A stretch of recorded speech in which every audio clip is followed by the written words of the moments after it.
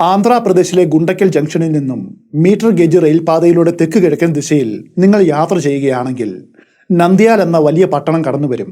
തൊട്ടു പിന്നാലെ കനത്ത വനവും നിരവധി അരുവികൾ മുറിച്ചു കടക്കുന്നതുമായ മനോഹരമായിട്ടുള്ള ഒരു മലമ്പ്രദേശത്തേക്ക് ട്രെയിൻ പ്രവേശിക്കും. നിങ്ങൾ ഇവയ്ക്ക് മുകളിലൂടെ പോകുമ്പോൾ കിടികിട ശബ്ദമുണ്ടാവും. ബാസവപുരത്തെയും ചേലമായിലെയും വനത്തിലുള്ള സ്റ്റേഷനുകളിൽ ഈ ട്രെയിൻ അല്പനേരം നിർത്തിയിടാറുണ്ട്. തുടർന്ന് ചെറുതും വളരെ നീളമുള്ളതുമായ രണ്ട് തുരങ്കങ്ങളിലൂടെ അത് കടന്നുപോകും. അവസാനമായിട്ട് മനോഹരമായ കാഴ്ചകളിലേക്ക് നിങ്ങളെ നയിക്കുവാൻ നല്ല ഉയരത്തിലുള്ളൊരു തീവണ്ടി പാലത്തിലേക്ക് അത് പ്രവേശിക്കും. അവിടെ വെച്ച് നിങ്ങൾ പച്ചപ്പ് നിറഞ്ഞൊരു താഴ്വരയും മുറിച്ചു കിടക്കും. അപ്പോൾ വളരെ താഴെയായിട്ട് മരങ്ങളുടെ തലപ്പുകൾ കാണുവാനായിട്ട് കഴിയും. ഏതാനും മൈലുകൾക്കുള്ളിൽ പാളത്തിന്റെ വലതുവശത്തായിട്ട് എല്ലായ്പ്പോഴും കവിഞ്ഞൊഴുകുന്ന വളരെ വലുതും കല്ലുകൊണ്ട് നിർമ്മിച്ചതുമായിട്ടുള്ള ഒരു കല്ലണ നിങ്ങളുടെ കാഴ്ചയിൽ വരും.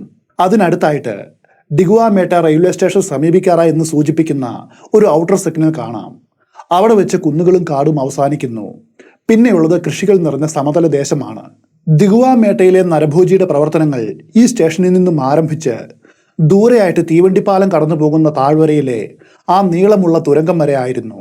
പ്രത്യേകിച്ചും നിറഞ്ഞൊഴുകുന്ന കല്ലണയുടെയും അതിന്റെ അടുത്തുള്ള ഔട്ടർ സിഗ്നലിന്റെ പരിസരത്ത് ഇതിന്റെ ആക്രമണം വളരെ സജീവമായിരുന്നു. ചേലാമയ്ക്കും ദിഗുവാമേട്ടയ്ക്കും ഇടയിലുള്ള കാടുകളോട് എന്നും എനിക്ക് വളരെയേറെ ഇഷ്ടമുണ്ട്. അതിന് കാരണം അവിടെ വേട്ടയാടുവാനായിട്ട് കൂടുതൽ മൃഗങ്ങളോ അതുപോലെ മനുഷ്യരുടെ ശത്രുക്കളായിട്ടുള്ള മാംസഭോജികളോ ഉള്ളതുകൊണ്ടല്ല. മറിച്ച് ഈ പ്രദേശത്ത് എത്തിയാൽ എനിക്ക് പരിപൂർണമായിട്ടുള്ള സമാധാനവും അതുപോലെ തികഞ്ഞ ഏകാന്തതയും തോന്നാറുണ്ട്. അതോടൊപ്പം കാട്ടുവാസികളായ ചെഞ്ചു ഗോത്രവർഗക്കാരുടെ സൗഹാർദ്ദപരമായിട്ടുള്ള സ്വഭാവവും മറ്റൊരു കാരണമാണ്. ഈസ്റ്റേൺ ഘട്ടിലെ ഈ ഭാഗത്തുള്ള വിശാലമായിട്ടുള്ള കാടുകളിൽ അവർ ധാരാളമായിട്ട് വസിച്ചു വരുന്നു. ആന്ധ്രാപ്രദേശിലെ സാധാരണക്കാരനായ ഗ്രാമീണരെ വരെ ഞാൻ താമസിക്കുന്ന മൈസൂർ സംസ്ഥാനത്തെ ആളുകളുമായിട്ട് മൊത്തത്തിൽ താരതമ്യം ചെയ്താൽ വളരെയേറെ സൗഹാർദ്ദപരമായിട്ടുള്ള സ്വഭാവമുള്ളവരാണിവർ.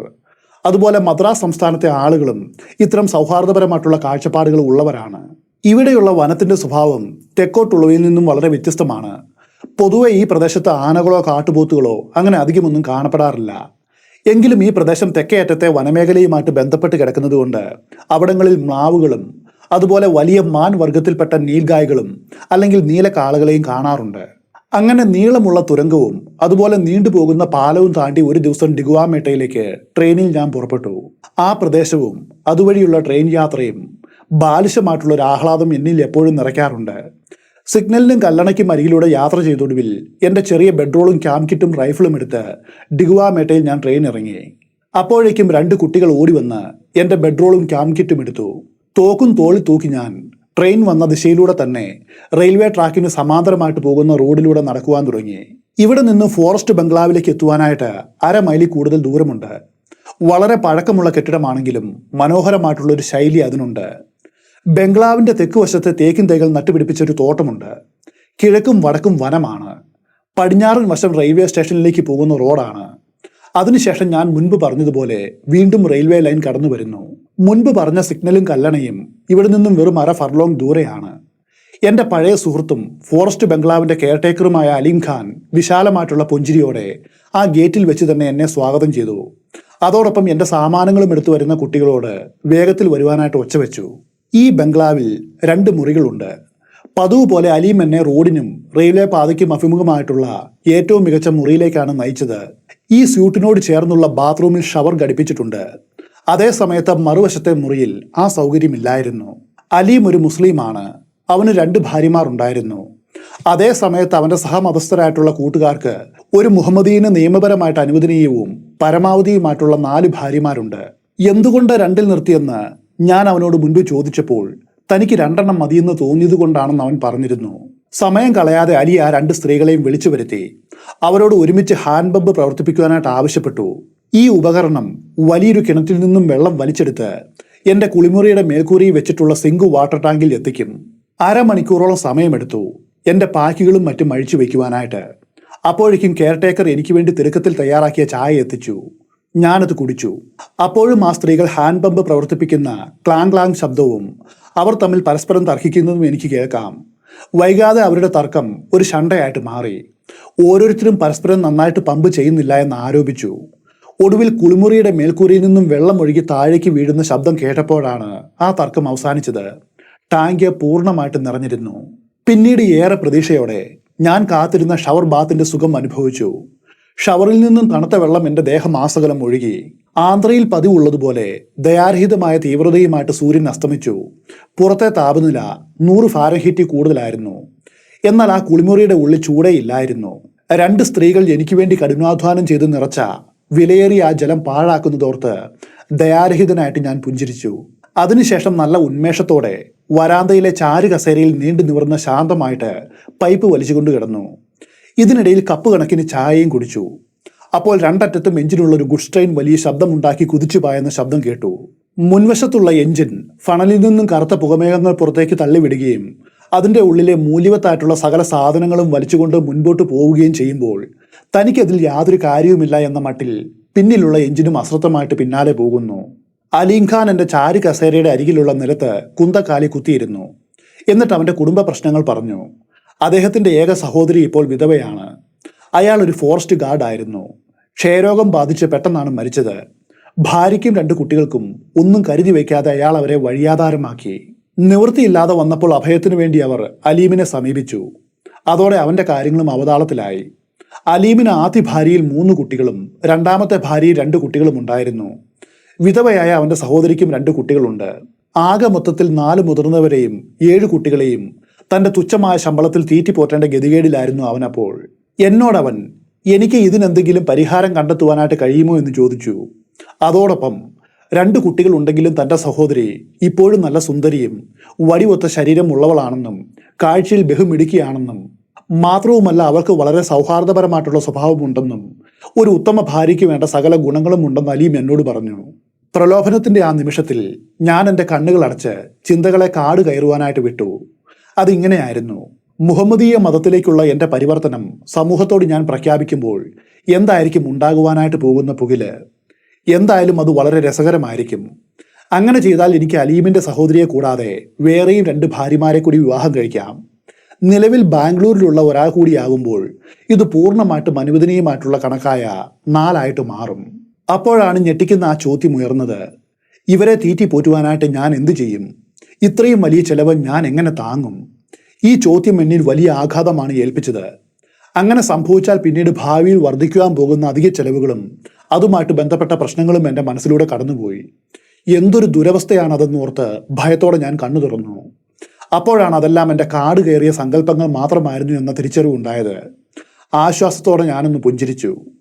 അലീമിൻ്റെ സഹോദരിക്ക് വേണ്ടി യോഗ്യനായ ഒരാളെ ഞാൻ ബാംഗ്ലൂരിൽ അന്വേഷിക്കാമെന്ന് തിടുക്കത്തിൽ പറഞ്ഞു. എന്നിട്ട് വേഗം വിഷയം മാറ്റി. ഇവിടെ എവിടെയെങ്കിലും ഏതെങ്കിലും കടുവകളോ പുള്ളിപ്പുലികളോ ഉണ്ടോ എന്ന് ചോദിച്ചു. അപ്പോഴവൻ 10 ദിവസം മുൻപ് ഒരു കടുവയെ ഇവിടെ വെച്ച് വേട്ടയാടിയെന്ന് വളരെ രഹസ്യമായിട്ട് എന്നോട് പറഞ്ഞു. ചില സർക്കാർ ഉദ്യോഗസ്ഥരായിരുന്നു ആ വേട്ടക്കാർ.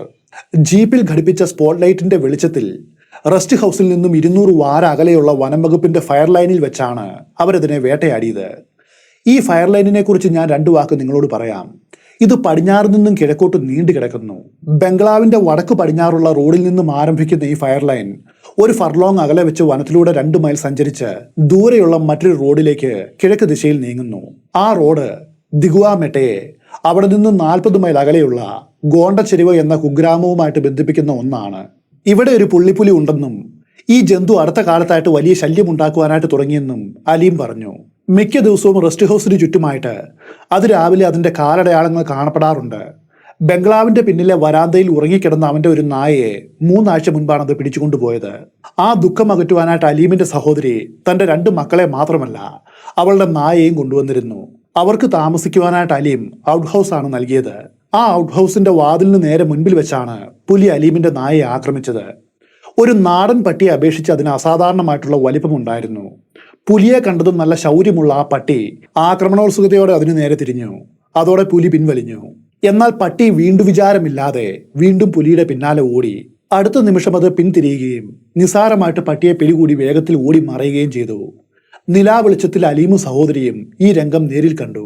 എങ്കിലും കാര്യങ്ങളുടെ പോക്കിൽ താൻ അത്ര സന്തുഷ്ടനല്ല എന്നും ആ പുള്ളിപ്പുലി വീണ്ടും നായ ഉണ്ടോ എന്ന് അന്വേഷിച്ച് മടങ്ങി വരുവാനായിട്ട് സാധ്യതയുണ്ടെന്നും കെയർടേക്കർ എന്നോട് ആശങ്കയോടെ പറഞ്ഞു. അതിലും ഉപരിയായിട്ട് അവനെ ശരിക്കും ആകുലപ്പെടുത്തിയത് അവിടെയുള്ള 7 കുട്ടികളുടെ കാര്യം ഓർത്താണ്. അവരിൽ 2 പേർ വെറും കൊച്ചു കുട്ടികളാണ്. പുള്ളിപ്പുലി കൂടുതൽ ധൈര്യശാലിയായി മാറുകയോ അല്ലെങ്കിൽ അമിതമായ വിശപ്പുമായിട്ടോ ആണ് അവിടേക്ക് വരുന്നത് എങ്കിൽ ചിലപ്പോൾ അവരിൽ ഒരാളെയും എടുത്തുകൊണ്ട് പോകുവാനുള്ള സാധ്യത വളരെ ഏറെയാണ്. എന്തുകൊണ്ടാണ് ഞാൻ ഇന്ത്യ വിട്ട് ഇംഗ്ലണ്ടിലേക്കോ അതുപോലെ ഓസ്ട്രേലിയയിലേക്കോ കാനഡയിലേക്കോ കുടിയേറാത്തത് എന്ന് പലരും എന്നോട് ചോദിച്ചിട്ടുണ്ട്. ആ ചോദ്യത്തിന് ഉത്തരം നൽകുവാനായിട്ട് ഞാൻ ചില ശ്രമങ്ങളൊക്കെ നടത്തിയിട്ടുണ്ടെങ്കിലും അവരെ ആരെയും വ്യക്തമായിട്ട് അക്കാര്യം ബോധ്യപ്പെടുത്തുവാനായിട്ട് എനിക്ക് കഴിഞ്ഞുവെന്ന് തോന്നുന്നുമില്ല. ദിഗുവ മെട്ടയിൽ വെച്ച് അന്ന് ഉച്ചയ്ക്ക് ആ ചാരി കസേരയിൽ ചാരി കിടക്കുമ്പോൾ ഈ ചിന്ത വീണ്ടും എന്നിലേക്ക് മടങ്ങിയെത്തി. അതോടൊപ്പം ഒരു ചോദ്യവും. ഇംഗ്ലണ്ടിലോ അല്ലെങ്കിൽ ഓസ്ട്രേലിയയിലോ കാനഡയിലോ ആഫ്രിക്കയിലോ അതുമല്ലെങ്കിൽ തെക്കേ അമേരിക്കയിലോ അതുപോലെ ലോകത്ത് എവിടെ പോയാലും ഇന്ത്യയുടെ അവസ്ഥ എനിക്ക് കണ്ടെത്തുവാനായിട്ട് കഴിയുമോ?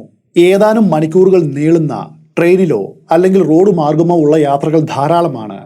ബാംഗ്ലൂരിലെ എൻ്റെ വീടിരിക്കുന്ന 200 മൈലുകൾക്കുള്ളിൽ കിടക്കുന്ന നിരവധി പർവ്വത നിരകളിലെ തണുത്ത കാലാവസ്ഥയിൽ നിന്നും അടുത്ത് കിടക്കുന്ന സമതലങ്ങളിലെ ചൂടുള്ള കാലാവസ്ഥയിലേക്ക് ചേക്കേറുവാൻ പടിഞ്ഞാറായിട്ട് കനത്ത മഴ നിരന്തരം പെയ്തൊഴിയുന്ന ഇടതൂർന്ന വനങ്ങളിൽ നിന്നും കിഴക്കോട്ട് നീങ്ങിയാൽ മതി. വരണ്ടതും അർത്ഥ മരുഭൂമിയെന്ന് പറയാവുന്നതുമായ പ്രദേശങ്ങളിൽ എത്തിച്ചേരുവാൻ നഗരങ്ങളിൽ കാണപ്പെടുന്ന ദശലക്ഷക്കണക്കിന് അടച്ചു മൂടപ്പെട്ട വീടുകളെ അപേക്ഷിച്ച് ഒരു സാഹസികന് ഇവിടെ സാധ്യതകൾ ഏറെയാണ്. വീടിന്റെ 50 മൈൽ അകലം മാറിയാൽ കാടിന്റെ ഏകാന്തതയിൽ അവന് സമയം ചെലവഴിക്കാം. ഒരേ പട്ടണങ്ങളിൽ കാണപ്പെടുന്ന വിവിധങ്ങളായിട്ടുള്ള ഭാഷകളെ പരിചയപ്പെടാം. അതുപോലെ പ്രാദേശിക ഭാഷകളിൽ നിന്നും വിഭിന്നമായിട്ട് കാണപ്പെടുന്ന ഗോത്ര ഭാഷകളുടെ അപരിഷ്കൃതമായിട്ടുള്ള പദാവലികളുടെ അർത്ഥങ്ങൾക്ക് പിന്നാലെ അലയാം. നഗര ജീവിതത്തിൽ വീട് നൽകുന്ന സുരക്ഷയിൽ നിന്നും ആശ്വാസത്തിൽ നിന്നും സ്വമേധയാ ഓടി ഒളിക്കാം. ആ യാത്രയിൽ പെട്ടെന്നുണ്ടാകുന്ന അസുഖമോ പാമ്പ് കടിയോ അല്ലെങ്കിൽ ഏതെങ്കിലും വന്യമൃഗത്തിന്റെ ആക്രമണമോ നേരിടേണ്ടിയും വന്നേക്കാം. ഇന്ത്യയിൽ ഇത്തരം സാഹചര്യങ്ങൾ സുലഭമാണ്. ഇതിനെല്ലാം അതിൻ്റെതായിട്ടുള്ള അപകടമുണ്ടെന്നും അനന്തരഫലമുണ്ടെന്നും മറക്കരുത്. അല്ലെങ്കിൽ തന്നെ ഈ ലോകത്ത് എവിടെയാണ് അപകടങ്ങളും അതിൻ്റെതായിട്ടുള്ള അനന്തരഫലങ്ങളും ഇല്ലാത്തത്? നിങ്ങൾ എങ്ങനെ വസ്ത്രം ധരിക്കുന്നു അല്ലെങ്കിൽ നിങ്ങൾ വസ്ത്രം ധരിക്കുന്നില്ല എന്നതൊന്നും ജീവിതത്തിൽ അത്ര പ്രാധാന്യമല്ല എന്ന് വിശ്വസിക്കുന്ന ആളാണ് ഞാൻ. പുറമോടികൾക്കും ഉപരിയായിട്ട് സ്വന്തം അസ്തിത്വത്തിന്റെ അന്വേഷണമാണ് ഒരുവന് ഏറ്റവും പ്രധാനം. ആ തിരിച്ചറിവിൽ മറ്റുള്ളവർ നല്ലത് എന്ന് വിചാരിക്കുന്ന പലതും ഉപേക്ഷിക്കേണ്ടി വരും. മറ്റൊരു രാജ്യത്തേക്കുള്ള കുടിയേറ്റം ഇത്തരം ചിന്താഗതിയുള്ളവരിൽ വലിയ മാറ്റമൊന്നും വരുത്തുവാനും പോകുന്നില്ല. ഒന്നിനെക്കുറിച്ചും ഒരിക്കലും തിടുക്കപ്പെടേണ്ടതില്ല. ജനിക്കുവാനൊരു സമയമുണ്ട്, അതുപോലെ മരിക്കുവാനും. ഒന്നിന്റെ തുടർച്ചയാണ് മറ്റൊന്ന്. അത് അനിവാര്യവുമാണ്. മരണം മാത്രമാണ് ജീവിതത്തെ പിന്തുടരുന്ന യാഥാർത്ഥ്യം. അതുകൊണ്ട് നിങ്ങൾ എങ്ങനെ ജീവിക്കുന്നു, എവിടെ ജീവിക്കുന്നു, അങ്ങനെ തുടങ്ങി യാതൊന്നും തന്നെ ഇതിന് ബാധകമല്ല. ലോകത്ത് എവിടെ പോയാലും ഇതെല്ലാം ഒന്നുപോലെയാണ് പ്രവർത്തിക്കുന്നത്. ഇതുകൊണ്ടാണ് ഞാൻ ഇന്ത്യയെ സ്നേഹിക്കുന്നത് എന്നും ഞാൻ ഈ രാജ്യം ഒരിക്കലും ഉപേക്ഷിക്കുവാനായിട്ട് ആഗ്രഹിക്കുന്നില്ല എന്നും പറയുമ്പോൾ എൻ്റെ സുഹൃത്തുക്കൾക്ക് അതൊട്ടും മനസ്സിലാകുന്നില്ല. അപ്പോഴാണ് ഫോറസ്റ്റ് റേഞ്ച് ഓഫീസർ എൻ്റെ ദിവാസ്വപ്നങ്ങളെ തകർത്തുകൊണ്ട് കടന്നു വന്നത്. അടുത്ത ദിവസം ജില്ലാ ഫോറസ്റ്റ് ഓഫീസർ DFO ഡിഗുവ മേട്ടയിലൂടെ കടന്നു പോകുന്നുണ്ടെന്നും അടുത്ത രാത്രി റെസ്റ്റ് ഹൗസിൽ അദ്ദേഹം തങ്ങുമെന്നും അലിഖാനെ അറിയിക്കുവാനായിട്ട് സൈക്കിളിൽ എത്തിയതായിരുന്നു അയാൾ. ബംഗ്ലാവിൽ താമസിക്കുവാനായിട്ട് എനിക്ക് രേഖാമൂലം അനുമതി കിട്ടിയിട്ടുണ്ടോ എന്ന് അയാൾ എന്നോട് ചോദിച്ചു. എനിക്ക് നിഷേധാത്മകമായിട്ട് തലകുലുക്കി ഇല്ല എന്ന് മറുപടി നൽകേണ്ടി വന്നു. റേഞ്ച് ഓഫീസർ അത് കണ്ട് അമ്പരന്നു പോയി. മാപ്പർഹിക്കാത്തൊരു കുറ്റമാണ് ഞാൻ ചെയ്തത്. ഞാൻ അനുമതിയില്ലാതെ ഒരു സർക്കാർ കെട്ടിടത്തിൽ താമസിക്കുന്നു. റേഞ്ച് ഓഫീസർ വിശ്വസിക്കുവാനായിട്ട് പ്രയാസപ്പെട്ടതുപോലെ നിന്നു. എന്നിട്ട് എത്രയും വേഗം എന്നോട് ഇവിടെ നിന്ന് സ്ഥലം കാലിയാക്കണമെന്ന് പറഞ്ഞു. എത്രയോ വട്ടം വന ബംഗ്ലാവുകളിൽ ഞാൻ അനുഭവിച്ച അതേ ബുദ്ധിമുട്ട് ഇവിടെയും ഉണ്ടായിരിക്കുന്നു. അതുകൊണ്ടാണ് അധികാരത്തിന്റെ ശല്യം കൂടാതെ സമാധാനത്തോടെ ക്യാമ്പ് ചെയ്യുവാനായിട്ട് ഞാൻ പല പ്രദേശങ്ങളിലും ധാരാളം ഭൂമി വാങ്ങിക്കൂട്ടിയത്. പുരാതന കാലം മുതലേ രാജ്യത്തിന്റെ നീളവും പരപ്പും അതിർത്തികളും നിർണയിച്ച് പ്രത്യേകിച്ച് കാരണമൊന്നും കൂടാതെ ജനങ്ങളെ നരകിപ്പിക്കുന്ന ഇങ്ങനെയുള്ള അധികാര മനോഭാവം ബ്രിട്ടീഷ് രാജിന്റെ കാലത്തും ഉണ്ടായിരുന്നു. സ്വാതന്ത്ര്യാനന്തരം രാജ്യത്തിലത് കൂടുതൽ ആധിപത്യം സ്ഥാപിക്കുകയും ചെയ്തു. ഞാൻ റേഞ്ച് ഓഫീസറെ വെറുതെ പുകഴ്ത്തി ഏതാനും വാക്കുകൾ പറഞ്ഞു. അത് ഫലിച്ചു. നിമിഷ നേരം കൊണ്ട് അത് അയാളിൽ വലിയ സ്വാധീനം ചെലുത്തി. അതൊന്നും കുഴപ്പമില്ല സാർ, അയാൾ പറഞ്ഞു. ഇങ്ങനെയുള്ള അധികാരികൾ ഇടയ്ക്കിടയ്ക്ക് സന്ദർശനത്തിന് വരുന്നത് അയാൾക്ക് വലിയ ശല്യമായിരുന്നു. ഞാൻ ആരാണെന്ന് അയാൾക്ക് മുൻപേ അറിയാവുന്നതുകൊണ്ടാണ് ഇത്തരം കാര്യങ്ങൾ എന്നോട് ധൈര്യത്തോടെ അയാൾ പറയുന്നത്. മേലധികാരികൾ സന്ദർശനത്തിന് വരുമ്പോൾ കാര്യങ്ങളെല്ലാം വേണ്ട വിധം ക്രമീകരിച്ചില്ലെങ്കിൽ അയാളും അയാളുടെ കീഴുദ്യോഗസ്ഥരും അതിന്റെ പരിണിത ഫലങ്ങൾ അനുഭവിക്കും. സത്യത്തിൽ അവരുടെ ഇടയ്ക്കിടെയുള്ള ഇത്തരം യാത്രകൾ സർക്കാരിൽ നിന്നും യാത്രാഭത്ത നേടിയെടുക്കുവാനാണ്. അതിനുള്ള ഒരു കാരണം മാത്രമായിരുന്നു ഇത്തരം സന്ദർശനങ്ങൾ. എല്ലാ മാസത്തിന്റെയും അവസാനത്തെ ആഴ്ചയിൽ കൃത്യമായിട്ടും ഇത്തരം സന്ദർശനങ്ങൾ ഉണ്ടാകും. ഓഫീസർ എന്നോട് ഇങ്ങനെ പറഞ്ഞു, തീർച്ചയായിട്ടും എനിക്ക് ഇന്ന് രാത്രി ഈ ബംഗ്ലാവിൽ താമസിക്കാം. പക്ഷെ അടുത്ത ദിവസം ഉച്ചയ്ക്ക് മുൻപ് ഇവിടെ നിന്നും പോകുമെന്ന് ഞാൻ അയാൾക്ക് ഉറപ്പ് നൽകണം. അല്ലെങ്കിൽ DFO ഞാൻ അനുമതിയില്ലാതെയാണ് ബംഗ്ലാവിൽ താമസിക്കുന്നത് എന്ന് കണ്ടെത്തും. അത് അയാൾക്ക് ദോഷവും ചെയ്യും. ഞാൻ റേഞ്ചറോട് ഉറപ്പായിട്ടും നാളെ തന്നെ ബംഗ്ലാവ് ഒഴിയാമെന്ന് വാഗ്ദാനം ചെയ്തു. ഈ ഗ്രാമത്തിൽ എവിടെയെങ്കിലും ഒഴിഞ്ഞു കിടക്കുന്ന മുറിയുണ്ടോ എന്ന് അയാളോട് ചോദിച്ചു. റേഞ്ച് ഓഫീസർക്ക് അങ്ങനെ ഒന്നുള്ളതായിട്ട് അറിവില്ല. സംഭാഷണത്തിന്റെ ഒരു ഘട്ടത്തിൽ എനിക്ക് പല സ്ഥലങ്ങളിലും വെച്ച് ഇതുപോലെ ബംഗ്ലാവ് ഒഴിഞ്ഞു കൊടുക്കേണ്ടി വന്നിട്ടുണ്ട് എന്നും അതുകൊണ്ട് മിക്കവാറും എല്ലാ കാടിനോടും ചേർന്ന് ഞാൻ ചെറിയ ചെറിയ പ്ലോട്ടുകൾ വാങ്ങിയിട്ടിട്ടുണ്ട് എന്നും ഇതിനോടകം എനിക്ക് 20-ലധികം ഇത്തരം ക്യാമ്പ് സൈറ്റുകൾ ഉണ്ടെന്നും സൂചിപ്പിച്ചു. ഇത് കേട്ടതും അയാൾക്കൊരു ആശയമുണ്ടായി. റവന്യൂ ഡിപ്പാർട്ട്മെന്റിൽ അദ്ദേഹത്തിനൊരു സുഹൃത്തുണ്ടെന്നും അയാൾക്ക് റെയിൽവേ സ്റ്റേഷൻ അപ്പുറത്തായിട്ട് ധാരാളം ഏക്കർ ഭൂമിയുണ്ടെന്നും അയാൾ പറഞ്ഞു. അദ്ദേഹത്തിന്റെ ശുപാർശയുണ്ടെങ്കിൽ രംഗാറെഡ്ഡി എന്നു പേരുള്ള ഈ സുഹൃത്ത് എനിക്ക് സ്വന്തമായിട്ടൊരു ടെന്റ് അടിക്കുവാൻ തക്ക വലിപ്പമുള്ള ഒരു ചെറിയ സ്ഥലം വളരെ സന്തോഷത്തോടെ എന്നിൽ നിന്നും ഒന്നും ഈടാക്കാതെ വെറുതെ നൽകുമെന്നും അയാൾ പറഞ്ഞു. റേഞ്ചർക്ക് അക്കാര്യത്തിൽ നല്ല ഉറപ്പുണ്ടായിരുന്നു. അടുത്ത ഒരു മണിക്കൂറിനുള്ളിൽ ഞങ്ങൾ ഈ സുഹൃത്തിന്റെ സ്ഥലത്ത് എത്തിച്ചേർന്നു. അവിടെ വെച്ച് കാപ്പി കുടിച്ചു. 2 ദോശ വീതം കഴിക്കുവാനായിട്ട് ഞങ്ങൾ നിർബന്ധിതരായെന്ന് പറയാം. അതിനുശേഷം രംഗാറെഡ്ഡി ഞങ്ങളെ റെയിൽവേ സ്റ്റേഷന്റെ അപ്പുറത്തേക്കും പാളത്തിന്റെ കിഴക്കായിട്ട് 1/4 മൈൽ അകലെയുമുള്ള തന്റെ സ്ഥലത്തേക്ക് നയിച്ചു. എനിക്ക് ഇഷ്ടമുള്ള ഏത് സ്ഥലവും എനിക്ക് ഇഷ്ടമുള്ളയിടത്ത് അതും ആവശ്യമുള്ളത്രയും തിരഞ്ഞെടുക്കുവാനായിട്ട് എന്നോട് ആവശ്യപ്പെട്ടു. സമൃദ്ധമായ കരിമണ്ണടങ്ങിയ നല്ലൊരു കൃഷിഭൂമിയായിരുന്നു ആ പാടം. അതുകൊണ്ട് തരിശായിട്ട് കിടക്കുന്നതും ബാക്കിയുള്ള പാടത്തെ പോലെ ഫലഭൂയിഷ്ടമല്ലാത്തതുമായ ഒരു ഒഴിഞ്ഞ തുണ്ടുഭൂമി കണ്ടെത്തുവാനായിട്ട് ഞങ്ങൾക്ക് ആ നിലത്തിന്റെ അങ്ങേയറ്റത്തെ ഒരു കോണുവരെ പോകേണ്ടി വന്നു. എനിക്ക് ഒരു ക്യാമ്പിംഗ് സൈറ്റ് സ്ഥാപിക്കുവാൻ ആവശ്യമായത്ര സ്ഥലം മതി. അതുകൊണ്ട് എൻ്റെ ഈ പുതിയ സുഹൃത്തിന്റെ മൂല്യമുള്ള സ്ഥലം വാങ്ങുവാനായിട്ട് ഞാൻ ആഗ്രഹിച്ചില്ല. ഇവിടെ നിന്നും കുറച്ച് മാറി അകലെയായിട്ട് ഒരു അരുവി ഒഴുകുന്നുണ്ട്.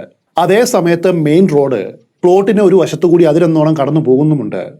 തികച്ചും അനുയോജ്യമായിട്ടുള്ളൊരു ക്യാമ്പിംഗ് സൈറ്റ് ആയിരുന്നു അത്.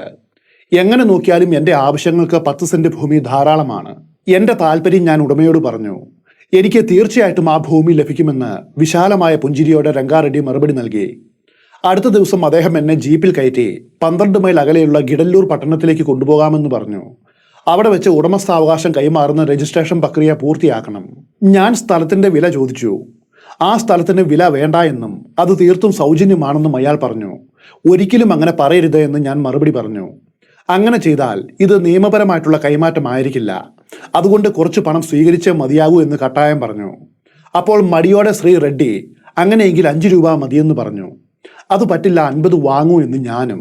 ഇത് കേട്ട് അയാൾ ഞെട്ടി പിന്നോട്ട് മാറി.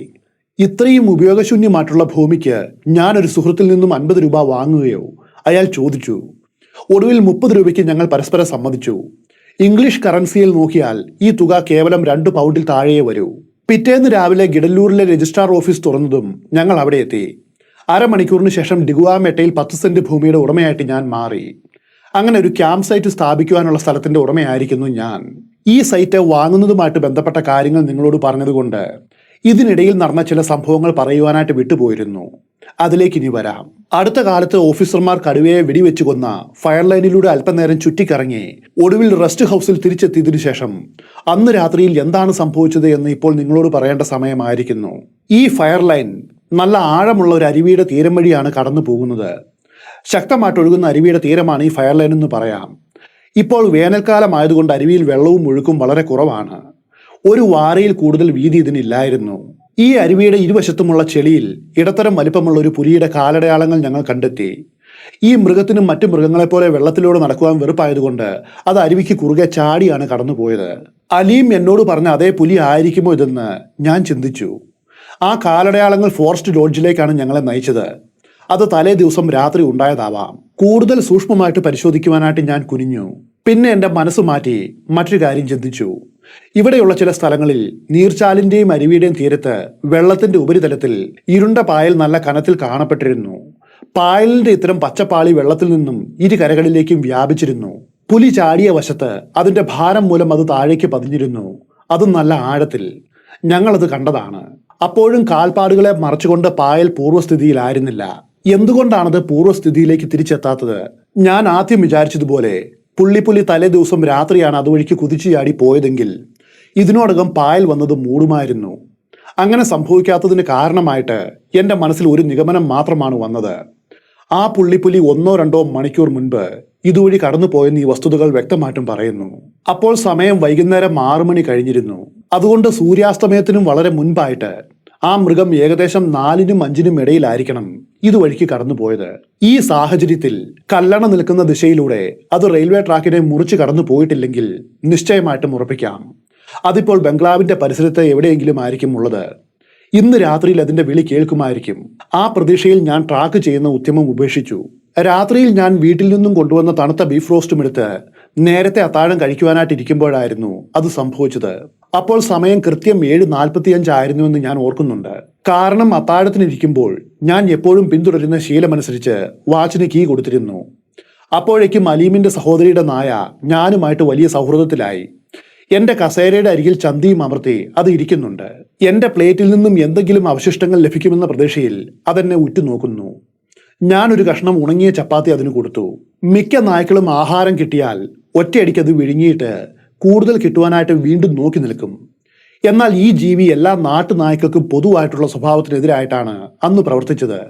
അത് ചപ്പാത്തി വായുടെ ഉള്ളിലാക്കിയിട്ട് പുറത്തേക്ക് മാറി. ഏകാന്തതയിൽ ആഹാരം ആസ്വദിക്കുവാനായിട്ട് അത് ചിലപ്പോൾ തീരുമാനിച്ചിരിക്കാം. അത് വരാന്തയിലേക്ക് ഓടി മാറിയതിന് തൊട്ടു പിന്നാലെ ഒരു ചെറിയ മുരൾച്ചയും അതേ തുടർന്ന് നായയുടെ ഉച്ചത്തിലുള്ള നിലവിളിയുമാണ് ഞാൻ കേട്ടത്. സെൻട്രൽ ഡൈനിങ് റൂമിൽ നിന്നും പുറത്തേക്ക് പോകുന്ന കിടപ്പുമുറിയിലായിരുന്നു ഞാനപ്പോൾ. എന്റെ റൈഫിൾ എടുക്കുവാനായിട്ട് സമയമില്ലായിരുന്നു. പുള്ളിപ്പുലി ആക്രമണം അഴിച്ചു വിട്ടുവെന്നും ആ നായയെ രക്ഷിക്കണമെങ്കിൽ ഞാൻ വേഗത്തിൽ പ്രവർത്തിക്കണമെന്നും മനസ്സിലാക്കിയതോടെ ഞാൻ വരാന്തയിലേക്ക് നേരെ ഓടി വന്നു. നിലാവെളിച്ചത്തിൽ പുള്ളിയുള്ള ഒരു രൂപം വരാന്തയുടെ ഉയർന്ന തറയിൽ നിന്നും നായയെ കടിച്ചു പിടിച്ച് താഴേക്ക് ചാടുന്നത് ഞാൻ വ്യക്തമായിട്ടും കണ്ടു. പാവം നായ അതിപ്പോഴും ജീവന് വേണ്ടിയിട്ട് മല്ലിടുകയാണ്.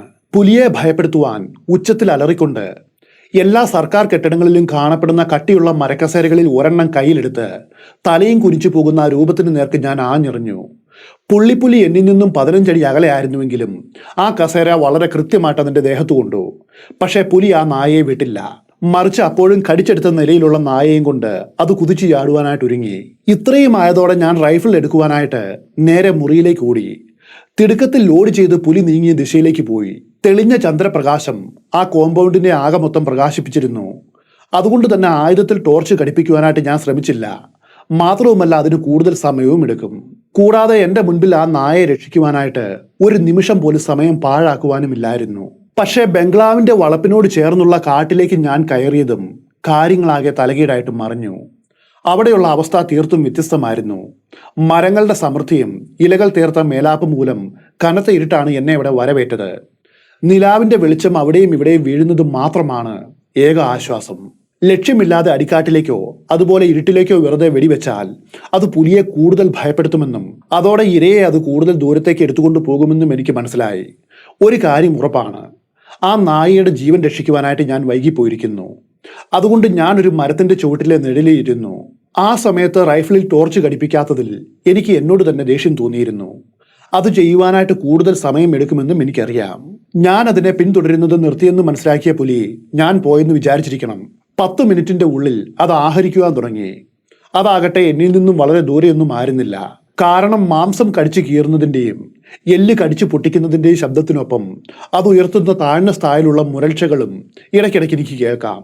അവിടേക്ക് പോകുവാനായിട്ട് ശ്രമിക്കണോ അതോ എൻ്റെ ടോർച്ച് എടുക്കുവാനായിട്ട് ബംഗ്ലാവിലേക്ക് മടങ്ങണോ എന്നൊരു തീരുമാനത്തിൽ എത്തുവാനായിട്ട് എനിക്കപ്പോൾ കഴിഞ്ഞില്ല. കൃത്യമായിട്ടുള്ള തീരുമാനം എടുക്കുവാനായിട്ട് ഒരാൾക്ക് സാധിക്കാത്ത സമയങ്ങളിൽ പലപ്പോഴും സംഭവിക്കാറുള്ളതുപോലെ വളരെ തെറ്റായിട്ടുള്ളൊരു കാര്യം ചെയ്യുവാനാണ് അന്ന് രാത്രിയിൽ ഞാൻ തീരുമാനിച്ചത്. ഞാൻ മെല്ലെ എഴുന്നേറ്റു. ശബ്ദം ഉണ്ടാക്കാതിരിക്കുവാനായിട്ട് ഇരുട്ടിൽ ജാഗ്രതയോടെ ചുവടുകൾ വെച്ചു. ഇടയ്ക്കിടയ്ക്ക് ഉയരുന്ന കാലൊച്ച ഇല്ലാതാക്കുവാൻ കാൽവിരൽ ഊന്നി സാവധാനത്തിൽ നീങ്ങി. പുലി ആഹരിക്കുന്ന ഒച്ച കേൾക്കുമ്പോൾ മാത്രം ചലിക്കുക, അത് നിലയ്ക്കുമ്പോൾ ഉടനടി നിൽക്കുക. പഴയ വേട്ടക്കാരുടെ ഈ രീതിയാണ് ഞാൻ സ്വീകരിച്ചത്. കാരണം നിങ്ങൾ വേട്ടയാടുവാനായിട്ട് ശ്രമിക്കുന്ന മൃഗം ഭക്ഷിക്കുകയോ അല്ലെങ്കിൽ എന്തെങ്കിലും തരത്തിലുള്ള ശബ്ദം ഉണ്ടാക്കുകയോ ചെയ്യുമ്പോൾ നിങ്ങൾ അതിനെ സമീപിക്കുമ്പോൾ നിങ്ങൾ ഉണ്ടാക്കുന്ന ശബ്ദം അത് കേൾക്കുവാനുള്ള സാധ്യത തീരെ കുറവാണ്. പക്ഷെ അത് നിശബ്ദമായിരിക്കുന്ന സമയത്ത് നിങ്ങൾ അതിനെ സമീപിച്ചാൽ അപ്പോഴുണ്ടാകുന്ന ശബ്ദം എത്ര ചെറുതാണെങ്കിലും ആ മൃഗം അത് കേൾക്കുവാനായിട്ട് വളരെയധികം സാധ്യതയുണ്ട്. അന്ന് രാത്രിയിൽ ഞാൻ ആ പുലിയുടെ അടുത്ത് എത്തിയതാണ്. അപ്പോഴത് എന്നിൽ നിന്നും 5 വാരയെ കൂടുതൽ ദൂരെ ആയിരിക്കുമെന്ന് ഞാൻ വിചാരിക്കുന്നില്ല. അത്ര അടുത്തു വരെ ഞാൻ എത്തി.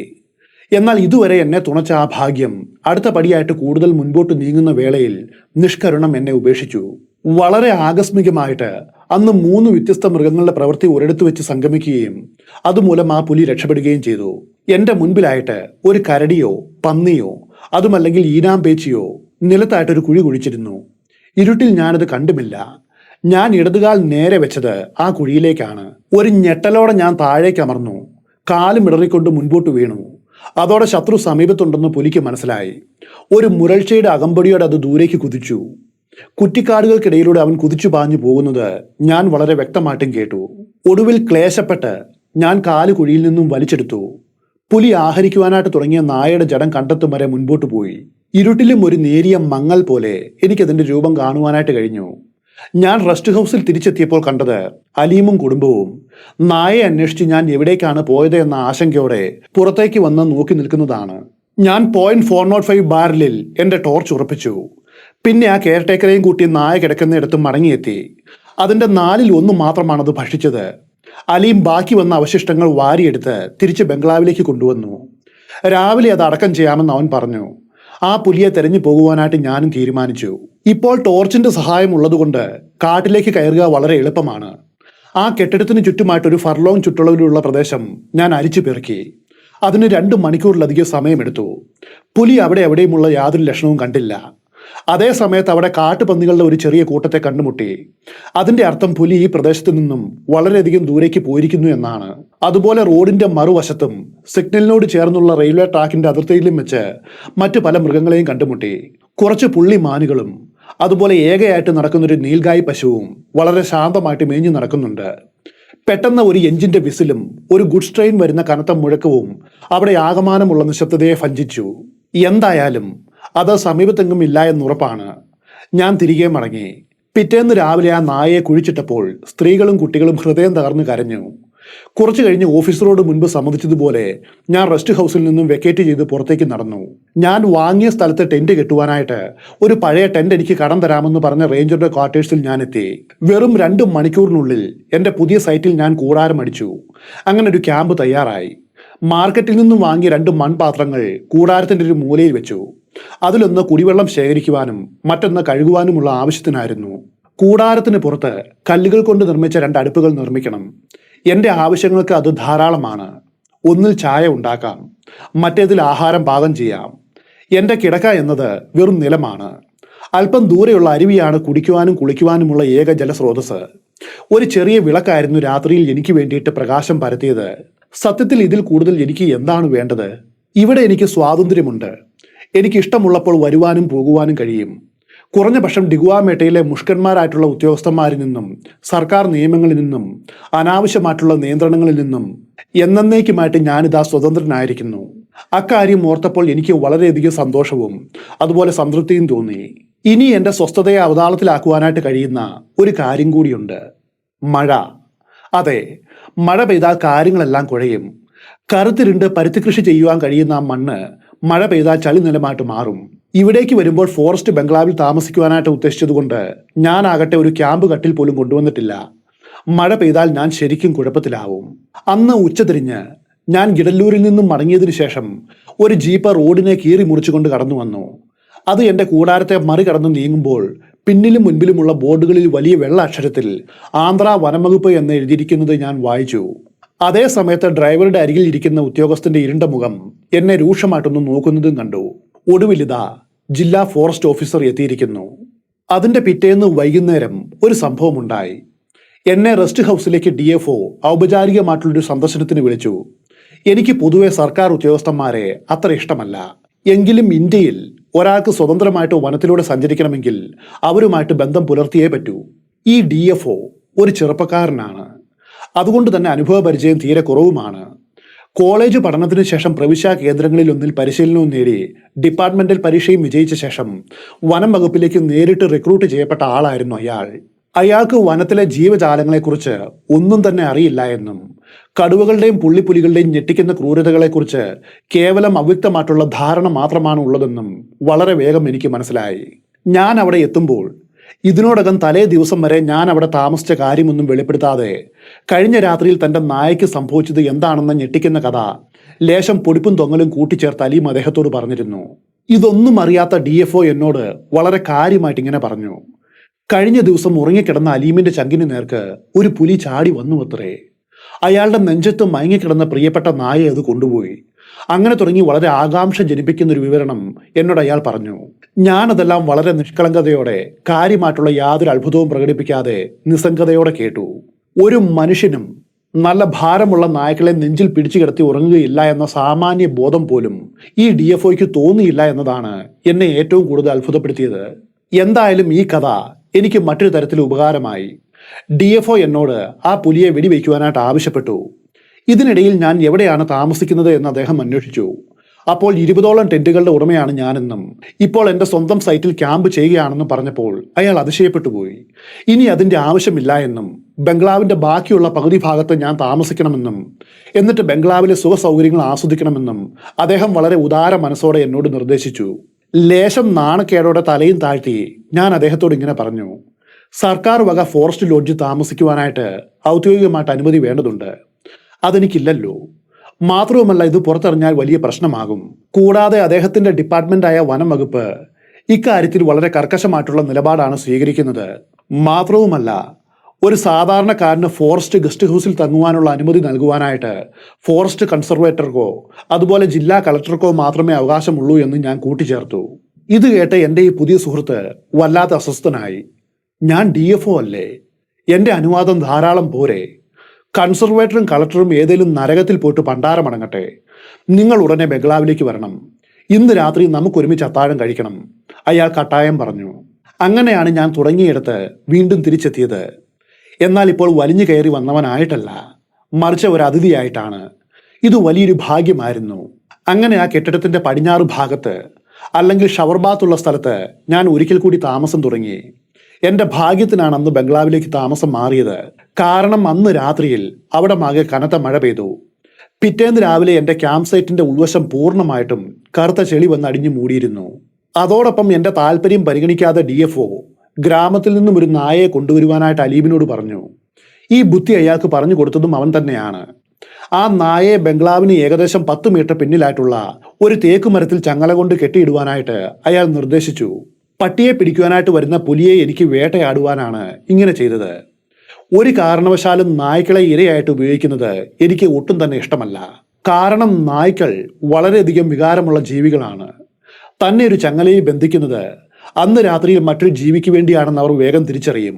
അതോടെ അവർ തീവ്രമായിട്ടുള്ള ഭയവും വേദനയും അനുഭവിക്കും. കാരണം താനിപ്പോൾ അപകടത്തിലാണെന്ന് മനസ്സിലാക്കുവാനുള്ള കഴിവ് അവർക്കുണ്ട്. DFOയുടെ കൈവശം തോക്കില്ലായിരുന്നു. പക്ഷേ ഡൈനിങ് റൂമിന്റെ ഉള്ളിലെ മറ്റൊരു കസേരയിൽ എന്നോടൊപ്പം അയാളും നായാട്ട് കാണുവാനായിട്ടിരുന്നു. വാതിൽ പാതി തുറന്നിട്ടതുകൊണ്ട് തെളിഞ്ഞ നിലാവെളിച്ചത്തിൽ ഞങ്ങൾക്ക് പുറത്തുള്ള എല്ലാ വിശദാംശങ്ങളും വളരെ വ്യക്തമായിട്ടും കാണുവാൻ കഴിയും. അതേ സമയത്ത് ഡൈനിങ് റൂമിൽ ഇരുട്ടായതുകൊണ്ട് പുലിക്ക് ഞങ്ങളെ കാണുവാനും കഴിയില്ല. ആ പാവം നായയെ കൊലയ്ക്ക് കൊടുക്കുവാനായിട്ട് എനിക്ക് ആഗ്രഹമില്ല. അതുകൊണ്ട് വളരെ ജാഗ്രതയോടെയാണ് ഞാൻ പരിസരം നിരീക്ഷിച്ചത് എന്ന് ഇതിനോടകം നിങ്ങൾ മനസ്സിലാക്കിയിരിക്കും. അപകടം മനസ്സിലാക്കിയതുകൊണ്ടും പുറത്തെ അന്തരീക്ഷത്തിലെ കനത്ത തണുപ്പും മൂലം ആ നാടൻ പട്ടി ഉച്ചത്തിൽ കരയുവാനും മൂങ്ങുവാനും തുടങ്ങി. പുള്ളിപ്പുലി ഈ സമയത്ത് 1/2 മൈലിലോ അല്ലെങ്കിൽ അതിലും കൂടുതലോ ദൂരത്തിൽ എവിടെയെങ്കിലും ഉണ്ടെങ്കിൽ തീർച്ചയായിട്ടും അത് ഈ നിലവിളി കേട്ടിരിക്കും. അക്കാര്യത്തിൽ എനിക്ക് നല്ല ഉറപ്പുമുണ്ട്. DFO അന്ന് രാത്രി 11 മണിക്ക് ശേഷം, എന്നാൽ അർദ്ധരാത്രിക്ക് മുൻപായിട്ട് തന്റെ കിടക്കയിലേക്ക് ഉറങ്ങുവാനായിട്ട് പോയി. പുലർച്ചെ 2 മണി കഴിഞ്ഞപ്പോൾ മരങ്ങൾക്ക് പിന്നിലായിട്ട് നിലാവ് നീണ്ട നിഴലുകൾ വീഴ്ത്തുവാൻ തുടങ്ങി. ആ നിഴലുകൾ നായയെ മറച്ചു. അതോടൊപ്പം ആ പാവം നായ തന്റെ അനിവാര്യമായ വിധിയെ മനസ്സിലാക്കി കരച്ചിൽ നിർത്തുകയും ഉറങ്ങുവാനായിട്ട് ചുരുണ്ടുകൂടുകയും എൻ്റെ കണ്ണിൽപ്പെടാതെ കിടക്കുകയും ചെയ്തു. പുലി ഇപ്പോൾ ആക്രമിച്ചാൽ മരണത്തിൽ നിന്നും അതിനെ രക്ഷിക്കുവാനായിട്ട് എനിക്ക് കഴിയില്ല. പടിഞ്ഞാറ് കാടിന്റെ പിന്നിലായിട്ട് ചന്ദ്രൻ അപ്രത്യക്ഷനായി. ചുറ്റും കൂരിരുട്ട് വ്യാപിച്ചു. അപ്പോൾ ഞാൻ കസേരയിൽ നിന്നും എഴുന്നേറ്റു. എന്നെ കണ്ടപ്പോൾ സന്തോഷത്തോടെ വാലും കുലിക്കിയ നായയുടെ കെട്ടുമഴിച്ച് ഞാൻ വീടിന്റെ ഉള്ളിലേക്ക് കൊണ്ടുവന്നു. എന്നിട്ടാണ് ഉറങ്ങുവാനായിട്ട് കിടന്നത്. അടുത്ത ദിവസം ഉച്ചയൂണിന് ശേഷം DFO നന്ദ്യാലിലേക്ക് മടങ്ങിപ്പോയി. അതേസമയത്ത് അലീമിന് എൻ്റെ ബാംഗ്ലൂരിലെ വിലാസവും നൽകിയിട്ട് അർദ്ധരാത്രി അതുവഴി പോകുന്ന ട്രെയിനിൽ കയറി ഞാനും പുറപ്പെട്ടു. എൻ്റെ അഡ്രസ്സിനൊപ്പം ഇത്തരം ആവശ്യത്തിനായിട്ട് ഞാൻ എപ്പോഴും കൊണ്ടു നടക്കാറുള്ള 2 സ്റ്റാമ്പ് പതിച്ച തപാൽ കവറുകളും അലീമിന് കൊടുത്തിരുന്നു. എന്തെങ്കിലും അസാധാരണമായിട്ടുള്ള സംഭവം ഉണ്ടായാൽ എനിക്ക് എത്രയും വേഗം എഴുതുവാനായിട്ട് അവനോട് നിർദ്ദേശിച്ചു. ഏകദേശം 4 മാസങ്ങൾക്ക് ശേഷമാണ് അലീമിൻ്റെ ഒരു കത്ത് എനിക്ക് കിട്ടിയത്. അത് വായിച്ചത് ഞാൻ അതിശയിച്ചു പോയി. നീണ്ട ആ പാലത്തിനും കല്ലണയ്ക്കും ഇടയിലുള്ള ഔട്ടർ സെഗ്നലിൽ വെച്ച് ഒരു റെയിൽവേ ഫോർമാനെ നരഭോജി കൊന്നുവെന്ന് അതിൽ എഴുതിയിരുന്നു. അയാളെ ആക്രമിച്ച മൃഗം ഏതാണെന്ന് കണ്ടെത്തുവാനായിട്ട് കഴിഞ്ഞില്ല എന്നും അത് എന്ത് ജീവിയാണെങ്കിലും ഫോർമാന്റെ ശരീരം ഭാഗികമായിട്ട് ആഹരിച്ചുവെന്നും കത്തിൽ പറഞ്ഞിരുന്നു. ഏത് മൃഗമാണിത് ചെയ്തത് എന്ന കാര്യത്തിൽ പലർക്കും അഭിപ്രായ ഭിന്നതയുണ്ടെന്നും പ്രത്യേകം എഴുതിയിരുന്നു. കൊലയാളി കടുവയാണെന്ന് ചിലർ പറഞ്ഞു. അല്ല, അതൊരു സ്ലോത്ത് കരടിയാണെന്നും മറ്റുള്ളവർ പറഞ്ഞു. അന്ധവിശ്വാസികളായിട്ടുള്ള കുറച്ച് ആളുകൾ ഒരു ദുരാത്മാവിനെയാണ് ഇതിന് കുറ്റപ്പെടുത്തിയത്. പക്ഷെ അലിമത പുള്ളിപ്പുലിയാണെന്ന് അനുമാനിച്ചു. അത് എന്തു തന്നെയാണെങ്കിലും ഞാൻ വന്ന ആ ജീവിയെ വെടിവെക്കുമോ എന്നാണ് അവൻ ആ കത്തിൽ ചോദിച്ചത്. ഞാൻ അവനെ ഇങ്ങനെ ഒരു മറുപടി കത്ത് എഴുതി. ആ കൊലപാതകം നടന്നിട്ട് ഇത്രയും ദിവസമായല്ലോ. മിക്കവാറും ആ മനുഷ്യൻ ക്ഷുഭിതനായിട്ടുള്ള ഒരു കരടിയുടെ മുൻപിൽ യാദൃശികമായിട്ട് പെട്ടുപോയതാവാം. അതിനുശേഷം മറ്റേതെങ്കിലും മൃഗം അയാളെ ആഹരിച്ചതാവാം. ഞാനിപ്പോൾ തിരക്ക് പിടിച്ച് ഡിഗ്വാമേട്ടയിലേക്ക് വരുന്നതുകൊണ്ട് യാതൊരു പ്രയോജനവുമില്ല. അതുകൊണ്ട് ഇനിയും കൂടുതലായിട്ട് എന്തെങ്കിലും സംഭവം ഉണ്ടായെങ്കിൽ എന്നെ വിവരം എഴുതി അറിയിക്കൂ എന്നായിരുന്നു മറുപടി അയച്ചത്. കത്തയച്ച് 1 മാസം കഴിഞ്ഞതും അലീമിന്റെ അടുത്ത കത്തും എന്നെ തേടി വന്നു. കത്തിലെ ഉള്ളടക്കം ഇതായിരുന്നു: കല്ലണയുടെ ചുമതലയുള്ള മറ്റൊരു ഫോർമാൻ സൂര്യാസ്തമയത്തോടെ റെയിൽവേ സ്റ്റേഷനിലേക്ക് പതിവായിട്ട് മടങ്ങി വരാറുണ്ട്. ഇത് അയാളുടെ ജോലിയുടെ ഭാഗമാണ്. അതേ സമയത്ത് എല്ലാ ദിവസവും വൈകുന്നേരം 6 മണിക്ക് ഔട്ടർ സിഗ്നലിൽ എണ്ണവിളക്ക് കത്തിക്കുവാനായിട്ട് ചുമതലയുള്ള മറ്റൊരു ഫോർമാനും ഇവിടേക്ക് വരും. ഈ 2 പേരും ആ സിഗ്നലിന്റെ കീഴിൽ വെച്ച് എല്ലാ ദിവസവും കണ്ടുമുട്ടുകയും പിന്നീട് ഇരുവരും ഒരുമിച്ച് സ്റ്റേഷനിലേക്ക് മടങ്ങുകയും ചെയ്യും. ഇരുവരും സുഹൃത്തുക്കളാണ്. ഇത് അവരുടെ പതിവ് ശീലമായിരുന്നു. പക്ഷേ അലിയുടെ കത്ത് വന്നതിന്റെ തലേ ദിവസം വൈകുന്നേരം ആ പതിവ് തെറ്റി. പതിവായുള്ള അവരുടെ ആ കൂടിക്കാഴ്ച അന്നുണ്ടായില്ല. രണ്ടാമത്തെ ഫോർമാൻ പതിവ് പോലെ സിഗ്നലിൽ വിളക്കും കൊളുത്തി ഇരുമ്പ് ഗോവണിയിലൂടെ താഴേക്കിറങ്ങി. അതിനുശേഷം വാട്ടർ ടാങ്കിന്റെ സമീപം പതിവായിട്ട് തന്നെയും കാത്തു നിൽക്കാറുള്ള സുഹൃത്തിനെ അന്വേഷിച്ചു. എന്നാൽ അയാളുടെ യാതൊരു അടയാളവും അവിടെയെങ്ങും കണ്ടില്ല. സാധാരണഗതിയിൽ അവിടെ അവന്റെ സുഹൃത്ത് അവനെയും കാത്തു നിൽക്കേണ്ടതാണ്.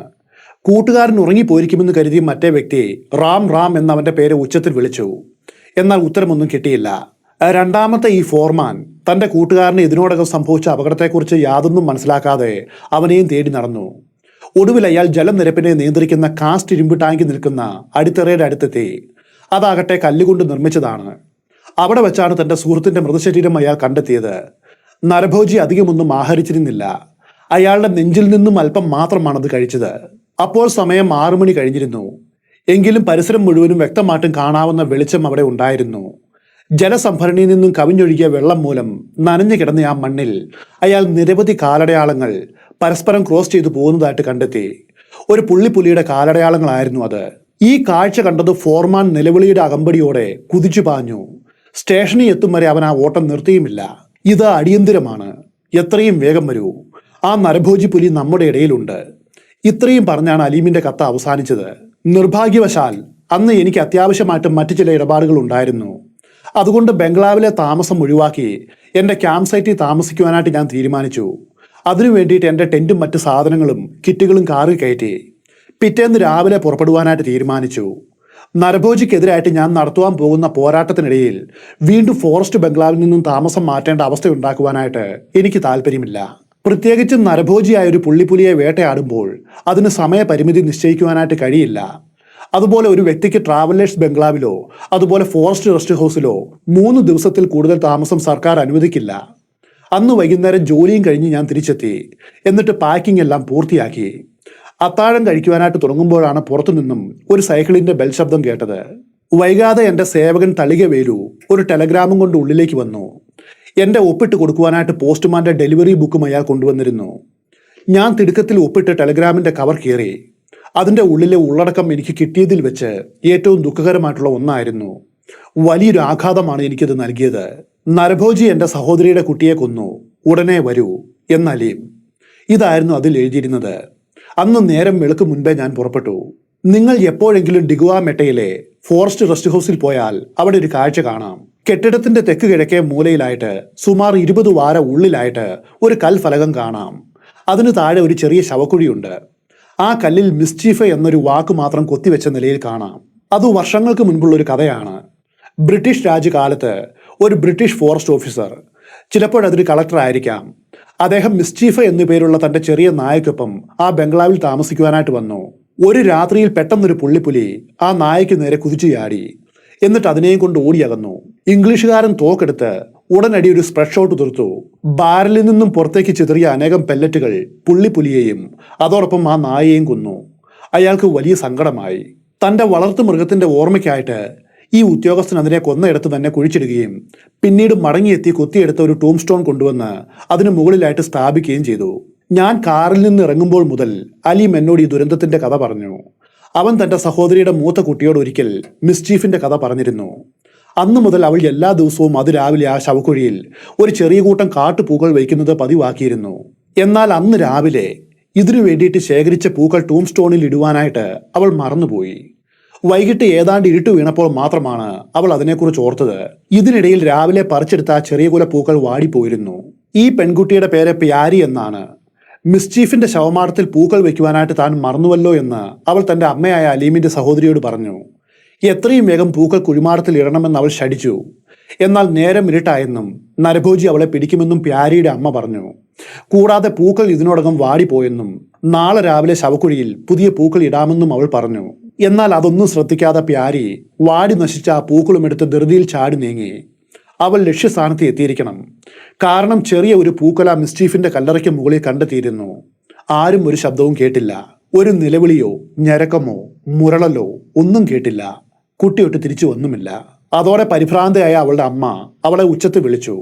എന്നാൽ ഉത്തരം കിട്ടാത്തതുകൊണ്ട് അലീമിനെയും അവന്റെ 2 ഭാര്യമാരെയും അടുത്തുള്ള മുറിയിൽ നിന്നുകൊണ്ട് ഉച്ചത്തിൽ വിളിച്ചു. അലീം ഒരു വടി തപ്പിയെടുത്തു. അവർ 4 പേരും ചേർന്ന് 2 വിളക്കുകളും തെളിച്ചുകൊണ്ട് ആ ചെറിയ കുഴിമാടത്തിന് നേർക്ക് പോയി. അവിടെ അവർ ആ വാടിയ പൂക്കൾ കണ്ടു. പക്ഷെ പ്യാരിയുടെ യാതൊരു അടയാളവുമില്ലായിരുന്നു.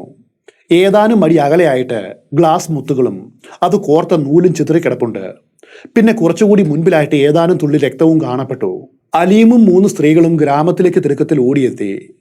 വൈകാതെ റേഞ്ചർ, ഏതാനും ഫോറസ്റ്റ് ഗാർഡുകൾ, അവരെ കൂടാതെ നിരവധി ഗ്രാമീണരും അടങ്ങുന്ന ഒരു സംഘം ഒത്തുചേർന്നു.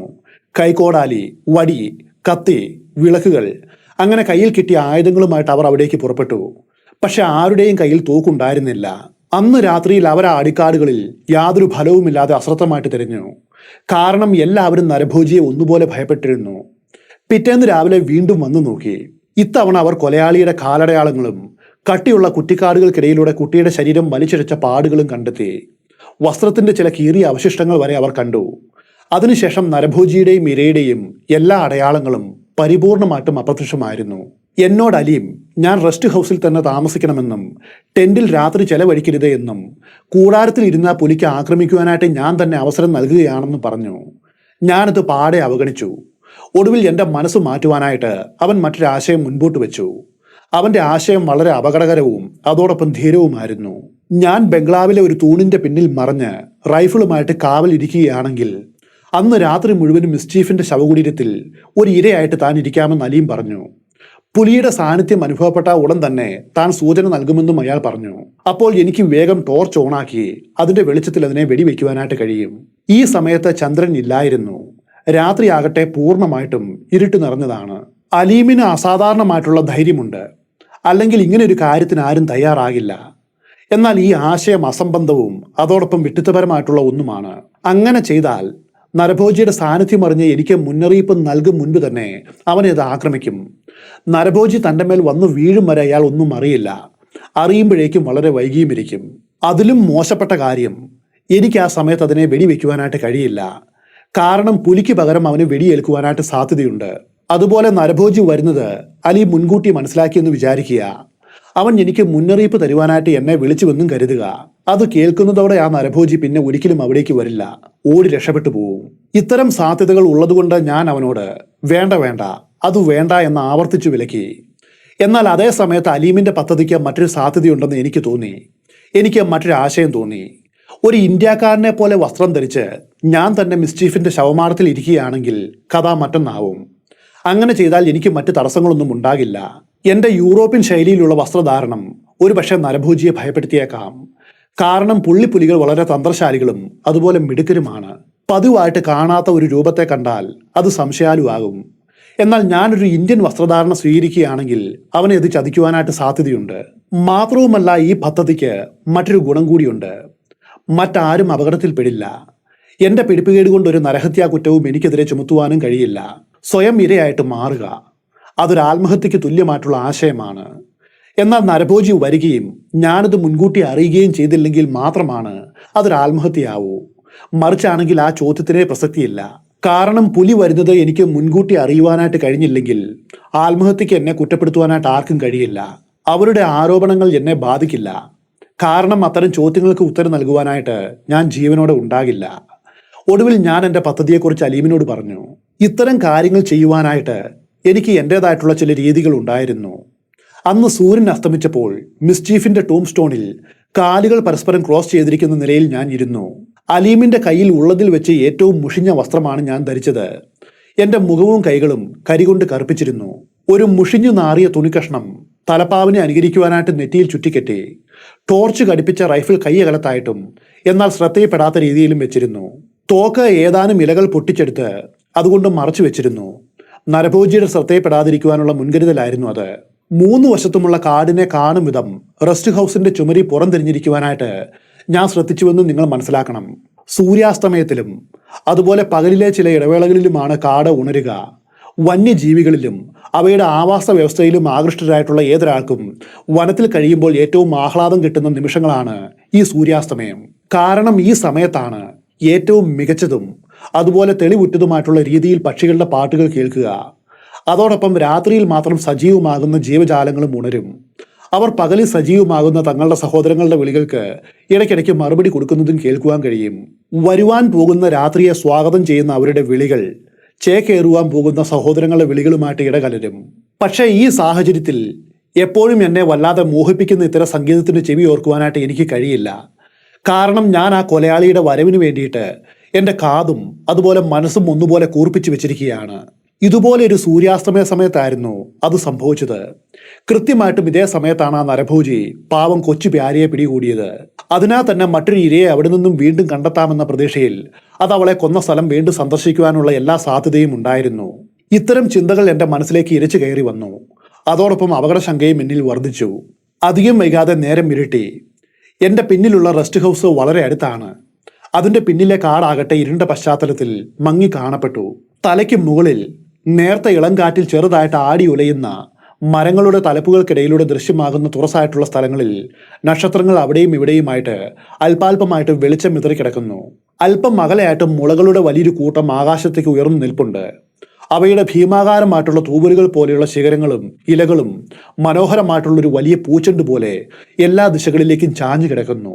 പെട്ടെന്ന് എൻ്റെ ഇടതുവശത്തു നിന്നും നേരിയ ഒരു കിരികിരാ ശബ്ദം കേട്ടു.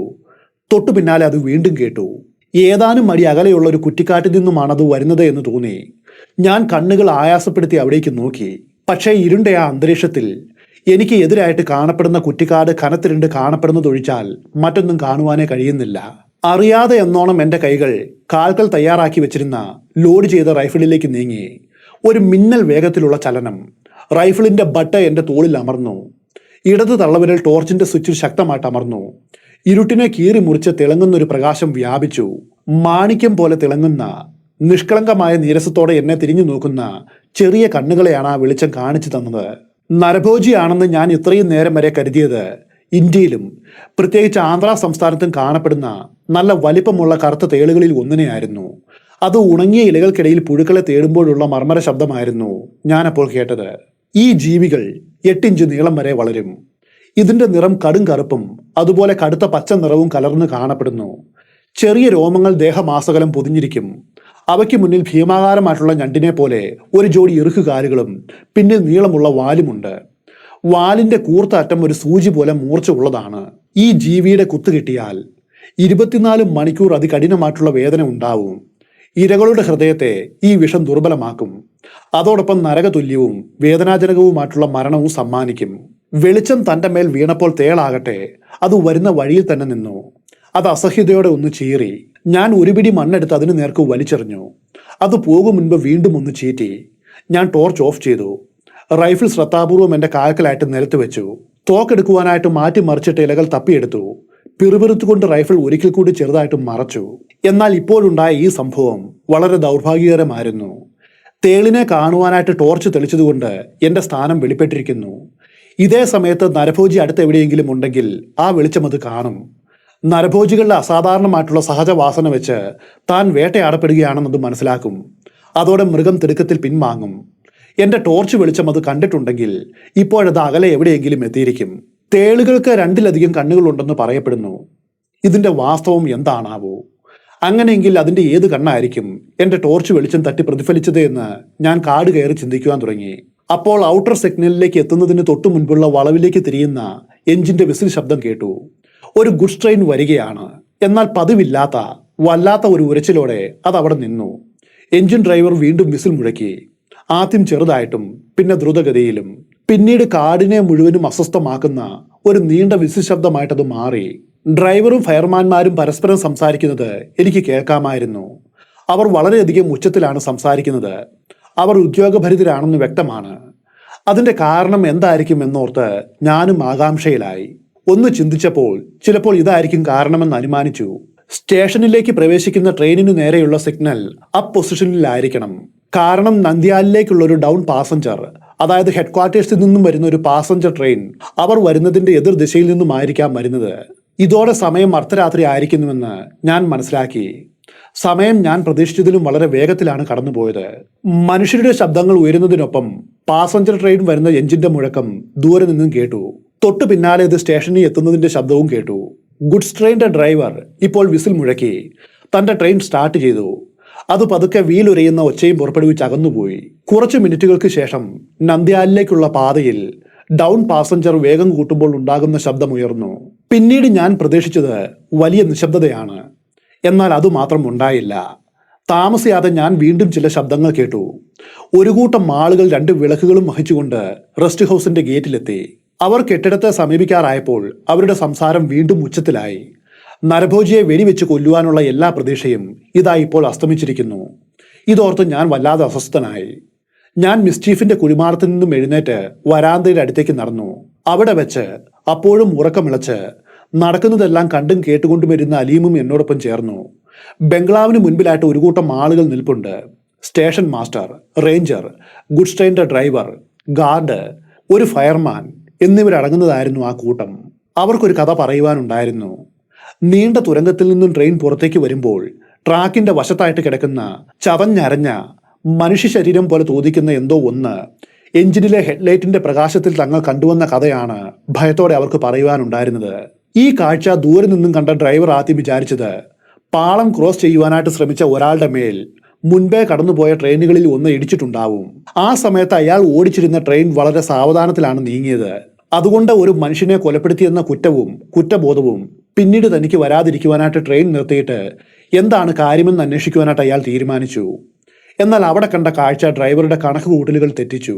ട്രെയിനിൽ നിന്നും പുറത്തിറങ്ങിയ എഞ്ചിൻ ഡ്രൈവറും ഫയർമാൻമാരും ട്രാക്കിനോട് ചേർന്ന് കിടക്കുന്ന ഒരു മനുഷ്യനെ കണ്ടു. എന്നാൽ അവന്റെ മേലാകട്ടെ ഒരു ട്രെയിനും കയറിയിട്ടില്ല എന്നവർ കണ്ടെത്തി. അതേ സമയത്ത് അവനെ ഏതോ ഒരു മൃഗം ആഹരിച്ചതിന്റെ എല്ലാവിധ ലക്ഷണങ്ങളും അവിടെ കാണുവാനുമുണ്ട്. ചുറ്റും ചിതറിക്കിടക്കുന്ന കടിച്ചു ചവച്ച അസ്ഥികളിൽ നിന്നുമാണ് അവർക്കത് മനസ്സിലായത്. അപ്പോഴേക്കും കൂടെ ഉണ്ടായിരുന്ന ട്രെയിൻ ഗാർഡ് സൂക്ഷ്മ നിരീക്ഷണത്തിന് ശേഷം ഇങ്ങനെ പറഞ്ഞു: മൃതശരീരത്തിൽ ഒരു കോണകം മാത്രമാണ് കാണുവാനുള്ളൂ. അതുകൊണ്ട് ഇതേതോ അലഞ്ഞു തിരിയുന്ന ചെഞ്ചു ഗോത്രവർഗക്കാരനായിരിക്കുമെന്ന് അയാൾ പറഞ്ഞു. ഇതിനോടകം ഈ പ്രദേശത്ത് നടക്കുന്ന നരഭോജിയുടെ കഥ അറിയാവുന്ന ഡ്രൈവറും കൂട്ടാളികളും എത്രയും വേഗം ഡിഗുവാമേട്ടയിലെ സ്റ്റേഷൻ മാസ്റ്ററെ ഇക്കാര്യം അറിയിക്കുവാനായിട്ട് തീരുമാനിച്ചു. അവർക്ക് എത്രയും വേഗം ഇത് അധികാരികളെ അറിയിക്കുവാനായിട്ട് കഴിയും. അപ്പോഴാ നരഭോജിയെ വെടിവെക്കുവാനായിട്ട് ഞാൻ അടുത്തുണ്ടെന്നറിയാവുന്ന സ്റ്റേഷൻ മാസ്റ്റർ ഉടനടി അവിടേക്ക് വരികയും സന്ദേശം മുകളിലേക്ക് അയക്കും മുൻപ് ആദ്യം റേഞ്ചറെയും പിന്നെ എന്നെയും കാര്യങ്ങൾ അറിയിക്കുവാനായിട്ട് തീരുമാനിക്കുകയും ചെയ്തു. എന്റെ അനുമാനം അത് വളരെ കൃത്യമായിരുന്നു. അന്ന് രാത്രി ആ നരഭോജി തീർച്ചയായിട്ടും വളരെ അകലെയായിരുന്നു. ഒരുപക്ഷെ ഞാൻ കാത്തിരുന്ന ബംഗ്ലാവിന്റെ അടുത്തേക്ക് അത് എത്തിയിട്ടുണ്ടാവില്ല. മറ്റൊരു പക്ഷേ ചിലപ്പോഴത് വന്ന് കാണാം. ആ വലിയ തേൾ എന്റെ ശ്രദ്ധയെ വ്യതിചലിപ്പിച്ച സമയത്തായിരിക്കും അത് സംഭവിച്ചിട്ടുണ്ടാവുക. എന്റെ ടോർച്ചിന്റെ പ്രകാശം കണ്ടതും അത് അകന്നു പോയിരിക്കാം. ആ പോക്കിൽ തുരങ്കത്തിനടുത്ത് വെച്ച് നിർഭാഗ്യവാനായിട്ടുള്ള ആ ചെഞ്ചുവിനെ അത് കണ്ടുമുട്ടുകയും അവനെ കൊല്ലുകയും ചെയ്തിരിക്കാം. ഈ ചെഞ്ചു ആകട്ടെ നരഭോജിയെക്കുറിച്ച് കേട്ടിട്ട് പോലുമില്ലാത്ത ഒരു സഞ്ചാരിയായിരിക്കാം. അല്ലെങ്കിൽ ഒരു പക്ഷേ കേട്ടിട്ടുണ്ടായിരിക്കാം. എങ്കിലും പുള്ളിപ്പുലി തുരങ്കത്തിന്റെ ഉള്ളിൽ ഒരിക്കലും വരില്ല എന്ന് വിചാരിച്ചിരിക്കാം. അതുകൊണ്ട് സുരക്ഷിതമായിട്ടുള്ള സ്ഥലമാണ് ഈ തുരങ്കമെന്ന് കരുതി അന്ന് രാത്രി അവിടെ അയാൾ ഉറങ്ങുവാനായിട്ട് തീരുമാനിച്ചിരിക്കാം. അങ്ങനെ എന്ത് സംഭവിച്ചിരിക്കാം. എനിക്ക് വിവരം കൈമാറിയവർക്ക് ഞാൻ നന്ദി പറഞ്ഞു. എന്നെക്കൊണ്ട് കഴിയാവുന്നത് ചെയ്യാമെന്ന് ഉറപ്പും കൊടുത്തു. അവർ പോയതും ഇനി മിസ്റ്റീഫിന്റെ കല്ലറയിൽ ഇരിക്കുന്നതിൽ അർത്ഥമില്ലാത്തതുകൊണ്ട് ചെറുതായിട്ടൊന്ന് മയങ്ങുവാനായിട്ട് തീരുമാനിച്ചു. 4 മണിക്ക് ശേഷം എന്നെ ഉണർത്തുവാനായിട്ട് അലീമിനോട് നിർദ്ദേശിച്ചു. അലീം അന്ന് രാത്രി മുഴുവനും ഉണർന്നിരിക്കുകയായിരിക്കണം. കാരണം അവൻ എന്നെ കൃത്യം 4 മണിക്ക് വിളിച്ചുണർത്തി. ഞങ്ങൾ ചായ ഉണ്ടാക്കി, കുറച്ച് ബിസ്ക്കറ്റ് കഴിച്ചു. അതിനുശേഷം ഇരുട്ടിലൂടെ നടന്നു. റെയിൽവേ ട്രാക്കിലൂടെ ഒന്നിനു പിറകെ ഒന്നായിട്ടാണ് പോയത്. ഈ നരഭോജി ഒരു കടുവയാണെങ്കിൽ ഇങ്ങനെ ചെയ്യുന്നത് അങ്ങേയറ്റം അപകടമാണ്. കാരണം നരഭോജിയായിട്ടുള്ള കടുവ എല്ലായ്പ്പോഴും അവസാന വരിയിൽ പോകുന്നയാളെയാണ് പിടികൂടാറ്. എന്നാൽ ഒരു പുള്ളിപ്പുലിയെ സംബന്ധിച്ച് ഇത് നേരെ മറിച്ചാണ്.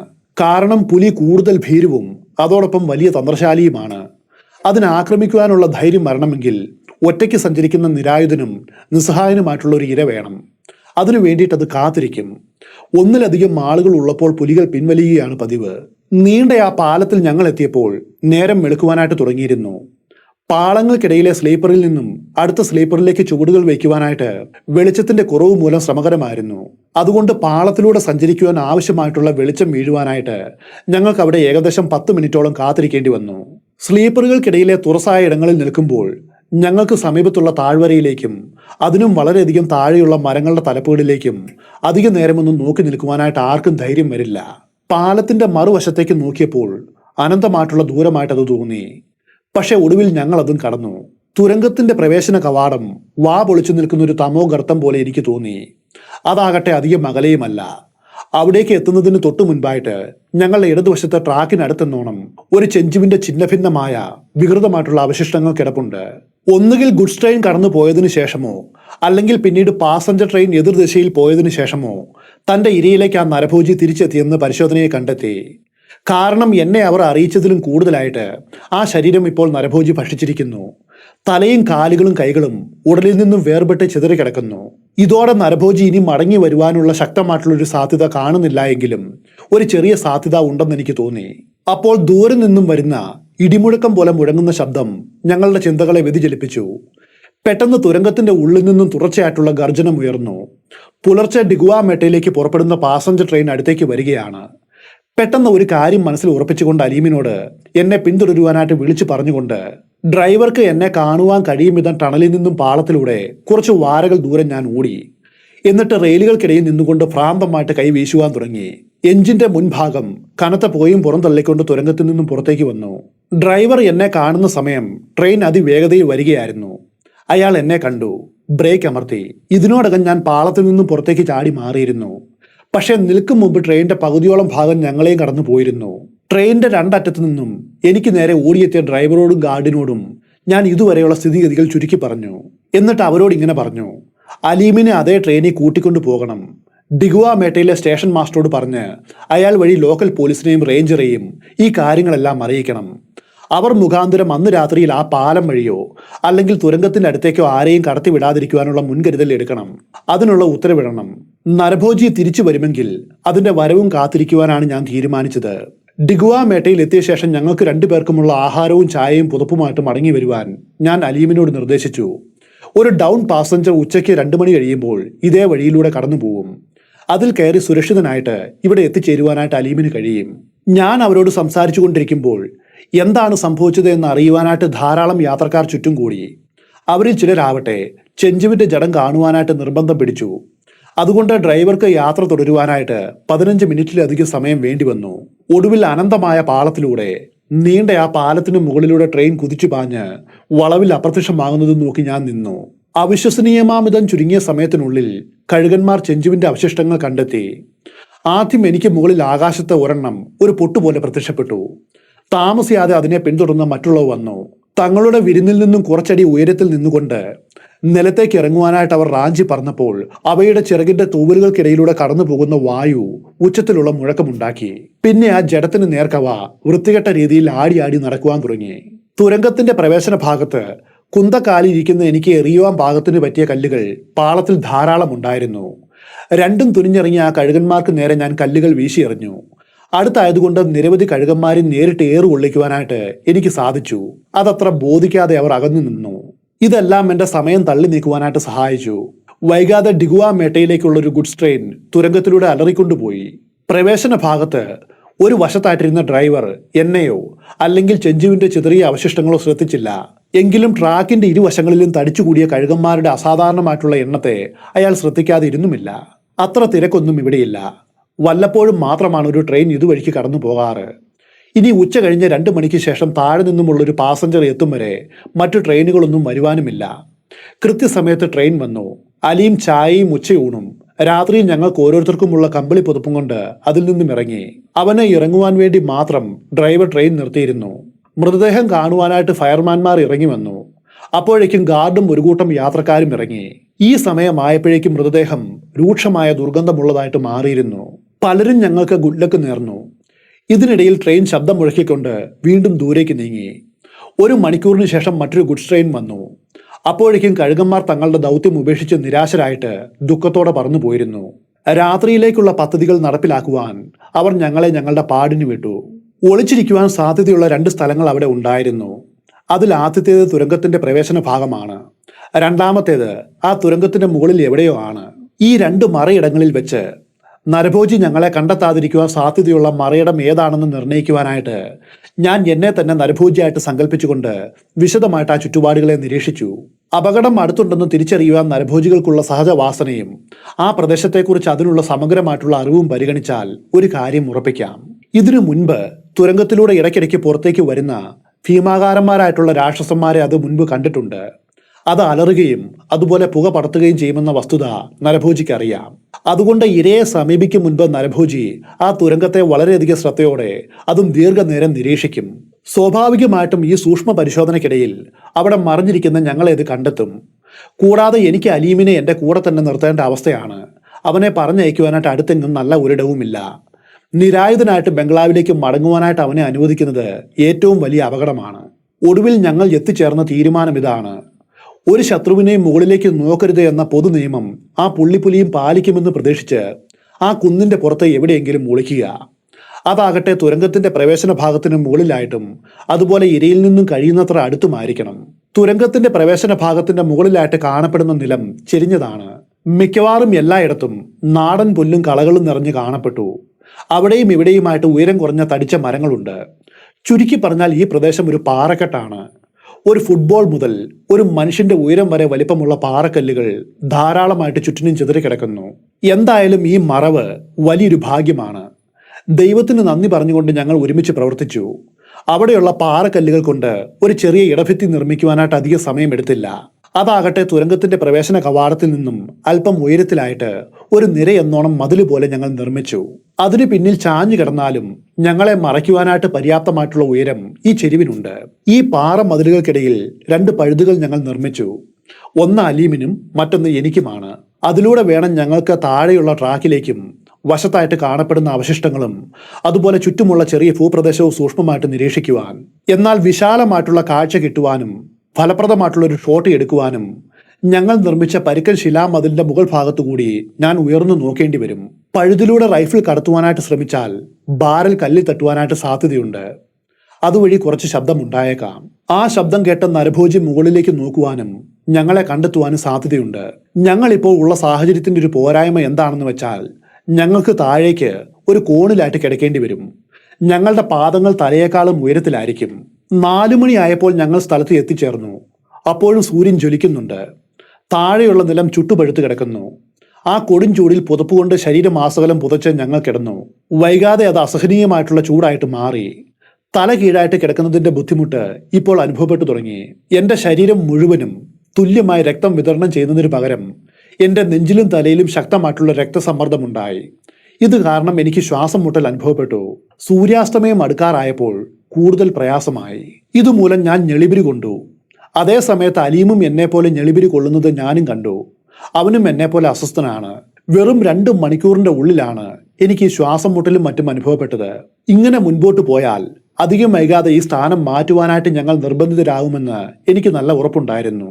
സമയം അപ്പോൾ ഇരുട്ടിത്തുടങ്ങി. ചെഞ്ചുവിന്റെ അവശിഷ്ടങ്ങൾ ഞങ്ങൾക്ക് ഇപ്പോഴും കാണുവാനായിട്ട് കഴിയും. ഞങ്ങളുടെ പിന്നിലുള്ള കുന്നിന്റെ മുകളിൽ നിന്നും ഒരു കേഴമാൻ ഘർ ഘർ എന്ന് കരഞ്ഞു. അത് ഉച്ചത്തിൽ കുരച്ചുകൊണ്ടേയിരുന്നു. പക്ഷെ അകലേക്കൊട്ട് നീങ്ങിയുമില്ല. അതിന്റെ അർത്ഥം അത് കണ്ടത് എന്താണെങ്കിലും അതിനെ ബാധിക്കുന്നതല്ല. അതിപ്പോൾ സുരക്ഷിതമായിട്ടുള്ള അകലത്തിലാണ് നിൽക്കുന്നത്. അതുകൊണ്ടാണ് ഒരേ സ്ഥാനത്ത് നിന്നുകൊണ്ട് മുന്നറിയിപ്പ് നൽകുന്നത്. തൊട്ടു പിന്നാലെ ഒരു മൈൽ ഉച്ചത്തിൽ ശബ്ദം മുഴക്കി. ഒരു മരത്തിൽ നിന്നും തന്റെ ഇരിപ്പിടവും ഉപേക്ഷിച്ച് ഞങ്ങളുടെ പിന്നിലൂടെ അത് ശക്തമായിട്ട് ചിറകടിച്ചത് പറന്നു മാറി. നീണ്ട ആ റെയിൽവേ പാലത്തിന് താഴെയുള്ള താഴ്വരയിലേക്ക് അത് ചിറക് വിരിച്ച് സഞ്ചരിക്കുന്നത് എന്റെ കൺകോണിലൂടെ ഞാൻ കണ്ടു. അതിനുശേഷം നിശബ്ദത എമ്പാടും വ്യാപിച്ചു. ഇതിനോടകം ഇരുട്ട് വീണ് കഴിഞ്ഞിരുന്നു. ഒരു കാട്ടുകോഴി ഞങ്ങളുടെ പിന്നിലുള്ള കുന്നിന്റെ മുകളിൽ നിന്നും ഉന്മാദത്തോടെ കോക്ക് കോക്ക് കോക്ക് എന്ന് കൊക്കി. എന്റെ പിന്നിലായിട്ട് നടക്കുന്ന ഈ പ്രവർത്തനങ്ങളൊന്നും ഞാൻ ആസ്വദിച്ചില്ല. നിസ്സംശയമായിട്ടും പറയാം, ഞങ്ങൾക്ക് മുന്നറിയിപ്പ് നൽകിയ ഈ ജീവികൾ അപകടകാരിയായിട്ടുള്ള മൃഗങ്ങൾ ഞങ്ങളുടെ പിൻപിൽ എവിടെയോ ഉണ്ടെന്ന് വിളിച്ചു പറയുന്നതാണ്. അത് എന്തുമാവാം. കടുവയോ പുള്ളിപ്പുലിയോ അങ്ങനെ തുടങ്ങി എന്തും. അതുപോലെ ഞങ്ങൾ കാത്തിരുന്ന നരഭോജിയുമാവാം. എന്റെ നേരെ താഴെയുള്ള തുരങ്കത്തിൽ നിന്നും ആരംഭിച്ച് മങ്ങിയ ചാര നിറത്തിലുള്ള റിബൺ പോലെ നീണ്ടുകിടക്കുന്ന റെയിൽവേ ട്രാക്കിനരികിലുള്ള ബല്ലാസ്റ്റ് നിര, അതായത് പാളത്തിൽ നിരത്തുന്ന ചരൽ കല്ലുകൾ എനിക്കിപ്പോൾ അവ്യക്തമായിട്ട് കാണാം. എന്നാൽ അടുത്ത കുറച്ച് നിമിഷങ്ങൾക്കുള്ളിൽ ചെഞ്ചുവിനെ കാണുവാൻ പോലും കഴിയാത്ത ഇരുട്ട് വ്യാപിച്ചു. ഞാൻ അങ്ങനെ നോക്കിയിരിക്കുമ്പോൾ പിന്നിൽ എവിടെയോ നിന്നും ഒരു ചെറിയ കല്ല് ഉരുളുന്ന ശബ്ദം കേട്ടു. വളരെ നേരത്തെ ഒരു ശബ്ദമായിരുന്നു അത്. പക്ഷേ കാട്ടിലെ ഏതുവിധം ശബ്ദത്തോടും ഇണങ്ങി പരിചയമുള്ള എന്റെ ചെവി അത് കേൾക്കുന്നതിൽ പരാജയപ്പെട്ടില്ല. താഴെയുള്ള ചരൽക്കല്ല് വ്യക്തമായിട്ട് കാണുവാനായിട്ട് കണ്ണുകൾ ആയാസപ്പെടുത്തുമ്പോൾ ഞാൻ അസ്വസ്ഥമായിട്ട് പിന്നിലേക്ക് നോക്കുവാനായിട്ട് ഇടത്തേക്കും തലതിരിച്ചു. അതേ സമയത്ത് എൻ്റെ അടുത്തുണ്ടായിരുന്ന അലീമും അങ്ങനെ തന്നെയാണ് ചെയ്തത്. അപ്പോഴാണ് എൻ്റെ മനസ്സിലേക്ക് ഒരു ചിന്ത കടന്നു വന്നത്. ഒരു പക്ഷേ നരഭോജി താഴെയുള്ള ട്രാക്കിലൂടെ നടക്കുമ്പോഴായിരിക്കുമോ അവിടെയുള്ള ചെറിയ ഗ്രാനൈറ്റ് കല്ലുകളിൽ ഒന്ന് സ്ഥാനം തെറ്റിയത്. ഒരു പക്ഷേ ആ മൃഗം തുരങ്കത്തിന്റെ ഉള്ളിലൂടെ കടന്നു വന്ന് പ്രവേശന ഭാഗത്ത് എത്തിയപ്പോഴായിരിക്കാം കല്ലുകളിൽ ഒന്ന് നിരങ്ങി മാറിയത്. അതായിരിക്കണം ഞാൻ കേട്ടത്. എന്തായാലും തുരങ്കത്തിന്റെ ഉള്ളിൽ അതിന്റെ പ്രവേശന ഭാഗത്തായിട്ട് നരഭോജിയെ കാത്തിരിക്കേണ്ടതില്ല എന്ന് ഞങ്ങൾ തീരുമാനിച്ചത് എന്തൊരു ഭാഗ്യമാണ്. ഭയപ്പെടുത്തുന്നതും എന്നാൽ വലിയ പ്രാധാന്യവുമുള്ള ആ ചിന്ത കടന്നു വന്നപ്പോൾ ഞാൻ എന്നെ തന്നെ അഭിനന്ദിക്കുകയായിരുന്നു. എന്നാൽ ആ സമയത്ത് ഞങ്ങൾ ഒരു കാര്യം അറിയുന്നുണ്ടായിരുന്നില്ല. അതേ സമയത്ത് നരഭോജി ഉണ്ടായിരുന്നത് ഞങ്ങൾക്ക് താഴെ ആയിരുന്നില്ല, മറിച്ച് നേരെ മുകളിൽ ഞങ്ങൾക്ക് പിന്നിലായിരുന്നു. കുന്നിന്റെ മുകളിലൂടെ കടന്നു വന്നത് ഇതിനോടകം ഞങ്ങളെ കണ്ടിരുന്നു. അടുത്ത നിമിഷം ഞങ്ങളെ ആക്രമിക്കുവാനായിട്ട് പിന്നിൽ നിന്നും അത് ഞങ്ങളുടെ നേർക്ക് ഇഴഞ്ഞഴിഞ്ഞ് വരികയായിരുന്നു. അവസാനത്തെ കുതിപ്പ് നടത്തുവാനായിട്ട് വേണ്ടത്ര ദൂരം ആകുവാനായിട്ട് അത് കാത്തിരിക്കുകയായിരുന്നു. അടുത്ത നിമിഷം എൻ്റെ താഴെയുള്ള ഭൂമി ശക്തമായിട്ട് കുലുങ്ങുകയും വിറയ്ക്കുകയും ചെയ്തു. പെട്ടെന്ന് പ്രകൃതിക്കുണ്ടായ മാറ്റം എൻ്റെ അനുമാനങ്ങളെയും നിഗമനങ്ങളെയും തടസ്സപ്പെടുത്തി. അഗാധമായ ആ മുഴക്കം നീണ്ട ഗർജനത്തിന് വഴിമാറി. ഒരു നിമിഷം കഴിഞ്ഞതും താഴെ നിന്നും തീപ്പൊരിയും കറുത്ത പുകയും സമ്മിശ്രമായിട്ട് പുറത്തേക്ക് വമിച്ചു. തൊട്ടു പിന്നാലെ ഒരു ലൈറ്റ് എഞ്ചിൻ പിന്നിലേക്ക് സഞ്ചരിച്ചുകൊണ്ട് തുരങ്കത്തിന്റെ വായിൽ നിന്നും പുറത്തേക്ക് ചാടി. ഈ എഞ്ചിൻ റിവേഴ്സ് ദിശയിൽ ചലിക്കുന്നത് കൊണ്ട് ഡ്രൈവർക്ക് ഹെഡ്ലൈറ്റ് ഉപയോഗിക്കുവാനായിട്ട് കഴിയില്ല. അതുകൊണ്ട് തന്നെ അതിന്റെ സാമീപ്യത്തെക്കുറിച്ച് ഞങ്ങൾക്കൊരു മുന്നറിയിപ്പും കിട്ടിയുമില്ല. എഞ്ചിന്റെ ആ കറുത്ത അവ്യക്ത രൂപം ഇരുട്ടിലേക്ക് മറിഞ്ഞതിന്റെ ഒപ്പം മറ്റ് എല്ലാ ശബ്ദങ്ങളും നിലച്ചു. അപ്പോഴാണ് നരഭോജിയെ ആക്രമിക്കുവാനായിട്ട് തീരുമാനിച്ചത്. അത് ഞങ്ങളുടെ പിറകിൽ നിന്നുമാണ് വന്നത്, താഴെ നിന്നും ആയിരുന്നില്ല. എന്നാൽ അതിന് ഞങ്ങളിൽ ഒരാളെ മാത്രമാണ് കാണുവാൻ കഴിഞ്ഞത്. 2 പേരവിടെ ഉണ്ടെന്ന് മനസ്സിലാക്കുവാനായിട്ട് അത് പരാജയപ്പെട്ടു. അങ്ങനെ പറയുവാനുള്ള കാരണം ഒരു നരഭോജിയുടെ ശൈലിയിൽ അത് കുതിച്ചു പാഞ്ഞു വന്നതാണ്. പക്ഷേ സാധാരണഗതിയിൽ അവ ആക്രമണം അഴിച്ചുവിടുമ്പോൾ നിശബ്ദരായിരിക്കും. എന്നാൽ ഇത്തവണ സാധാരണ രീതിയിൽ നിന്നും വ്യത്യസ്തമായിട്ട് അതിൽ നിന്നും വൂഫ് എന്ന ശബ്ദം പുറത്തേക്ക് വരികയും വളരെ ഉച്ചത്തിൽ അത് ചുമക്കുകയും ചെയ്തു. അത് ഞങ്ങളുടെ നേരെ കുതിച്ചു ചാടിയപ്പോൾ കടുപ്പമുള്ള നിലത്ത് അതിന്റെ മൃദുവായിട്ടുള്ള ഉള്ളംകാലുകൾ പതിക്കുമ്പോൾ ഉണ്ടാകുന്ന പതന ശബ്ദം മാത്രമാണ് ഞങ്ങൾ കേട്ടത്.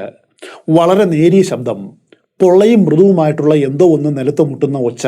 ഒരു നിമിഷം കൂടി കഴിഞ്ഞിരുന്നുവെങ്കിൽ അത് ഞങ്ങളുടെ മേൽ വീഴുമായിരുന്നു. പക്ഷേ ഒരാളെ മാത്രം പ്രതീക്ഷിച്ചെടുത്ത് 2 പേരെ കണ്ടതും ഞങ്ങളിൽ നിന്നും കേവലം 2 വാര അകലത്തായിട്ട് അത് നിന്നുപോയി. അത് ഞങ്ങളെ നിരീക്ഷിച്ചു. അതോടൊപ്പം ശക്തമായിട്ട് ചീറുകയും ദേഷ്യത്തോടെ മുരളുകയും ചെയ്തു. അപ്പോൾ മാത്രമാണ് നരഭോജി ഇതാ തൊട്ടടുത്ത് വന്നുവെന്ന് ഞങ്ങളും അറിഞ്ഞത്. പിന്നീട് എന്താണ് സംഭവിച്ചത് എന്ന് എനിക്ക് യാതൊരു ഓർമ്മയുമില്ല. അലിയും മുകളിലേക്ക് ചാടി നിലവിളിച്ചുവെന്ന് മാത്രം എനിക്കറിയാം. ഇതിന്റെ ഇടയിൽ സഹജാവബോധം മൂലം ഇരുന്ന ഇടത്തു നിന്നും ഞാൻ ഉരുണ്ടുപോയെന്ന് എനിക്കറിയാം. ഇതിന്റെ ഇടയിൽ അറിയാതെ എന്നോണം എന്റെ ലൈറ്റ് ഓൺ ആയതും നരഭോജിയുടെ മുഖത്തേക്ക് പോയിന്റ് ബ്ലാങ്ക് റേഞ്ചിൽ ഞാൻ വെടിവെച്ചതും ഓർക്കുന്നുണ്ട്. വെടിയേറ്റ നരഭോജി മുൻപോട്ട് കുതിച്ചു. അത് ഞങ്ങൾക്കിടയിലൂടെ പാഞ്ഞു വന്ന് ഞങ്ങൾ ഇരുന്ന തുരങ്കത്തിന് മുകളിലെത്തി. എന്നിട്ട് അതിന്റെ വക്കിലൂടെ ഒഴുകിയെന്നോണം താഴെയുള്ള റെയിൽവേ ട്രാക്കിൽ ഒരു വലിയ ശബ്ദത്തോടെ പതിച്ചു. കുറച്ചു സമയത്തിന് ശേഷം അന്ന് അർദ്ധരാത്രിയോടെ ഡൗൺ പാസഞ്ചറിന്റെ ഡ്രൈവർ അതുവഴിക്ക് വന്നു. തന്റെ ഹെഡ്ലൈറ്റിന്റെ വെളിച്ചത്തിൽ കണ്ട കാഴ്ച അയാളെ അമ്പരപ്പിച്ചു. 2 മനുഷ്യർ ചായ കുടിച്ചുകൊണ്ടിരിക്കുന്നു. അവർക്കിടയിൽ ഒരു ചത്ത പുള്ളിപ്പുലിയും കിടപ്പുണ്ട്. അവരിൽ നിന്നും അല്പം അകലെയായിട്ട് ഒരു മനുഷ്യന്റെ അഴുകിയ അവശിഷ്ടങ്ങളും അസ്ഥികളും ഉണ്ടായിരുന്നു. തന്റെ സർവീസിൽ നിന്നും വിരമിച്ചതിന് ശേഷവും അയാൾ ഈ കാഴ്ച ഓർക്കുമെന്ന് ഞാൻ വാഗ്ദാനം ചെയ്യുന്നു. അയാൾ ഒരു സഹായ മനസ്കനായതുകൊണ്ട് എനിക്കും അലീമിനും അതുപോലെ കൊല്ലപ്പെട്ട നരഭോജിക്കും ഡിഗ്വ മെട്ടയിലേക്ക് ഒരു ലിഫ്റ്റ് നൽകി. ഡിഗ്വ മെട്ടയിലെ നരഭോജിയുടെ കഥ ഇവിടെ തീരുന്നു. ടെലഗ്രാമിന്റെ ലിങ്ക് കീഴെ കൊടുക്കുന്നുണ്ട്. ജോയിൻ ചെയ്യാത്തവർ ജോയിൻ ചെയ്യുക. മറ്റൊരു രസകരമായിട്ടുള്ള കഥയിൽ വെച്ച് നമുക്ക് വീണ്ടും കണ്ടുമുട്ടാം.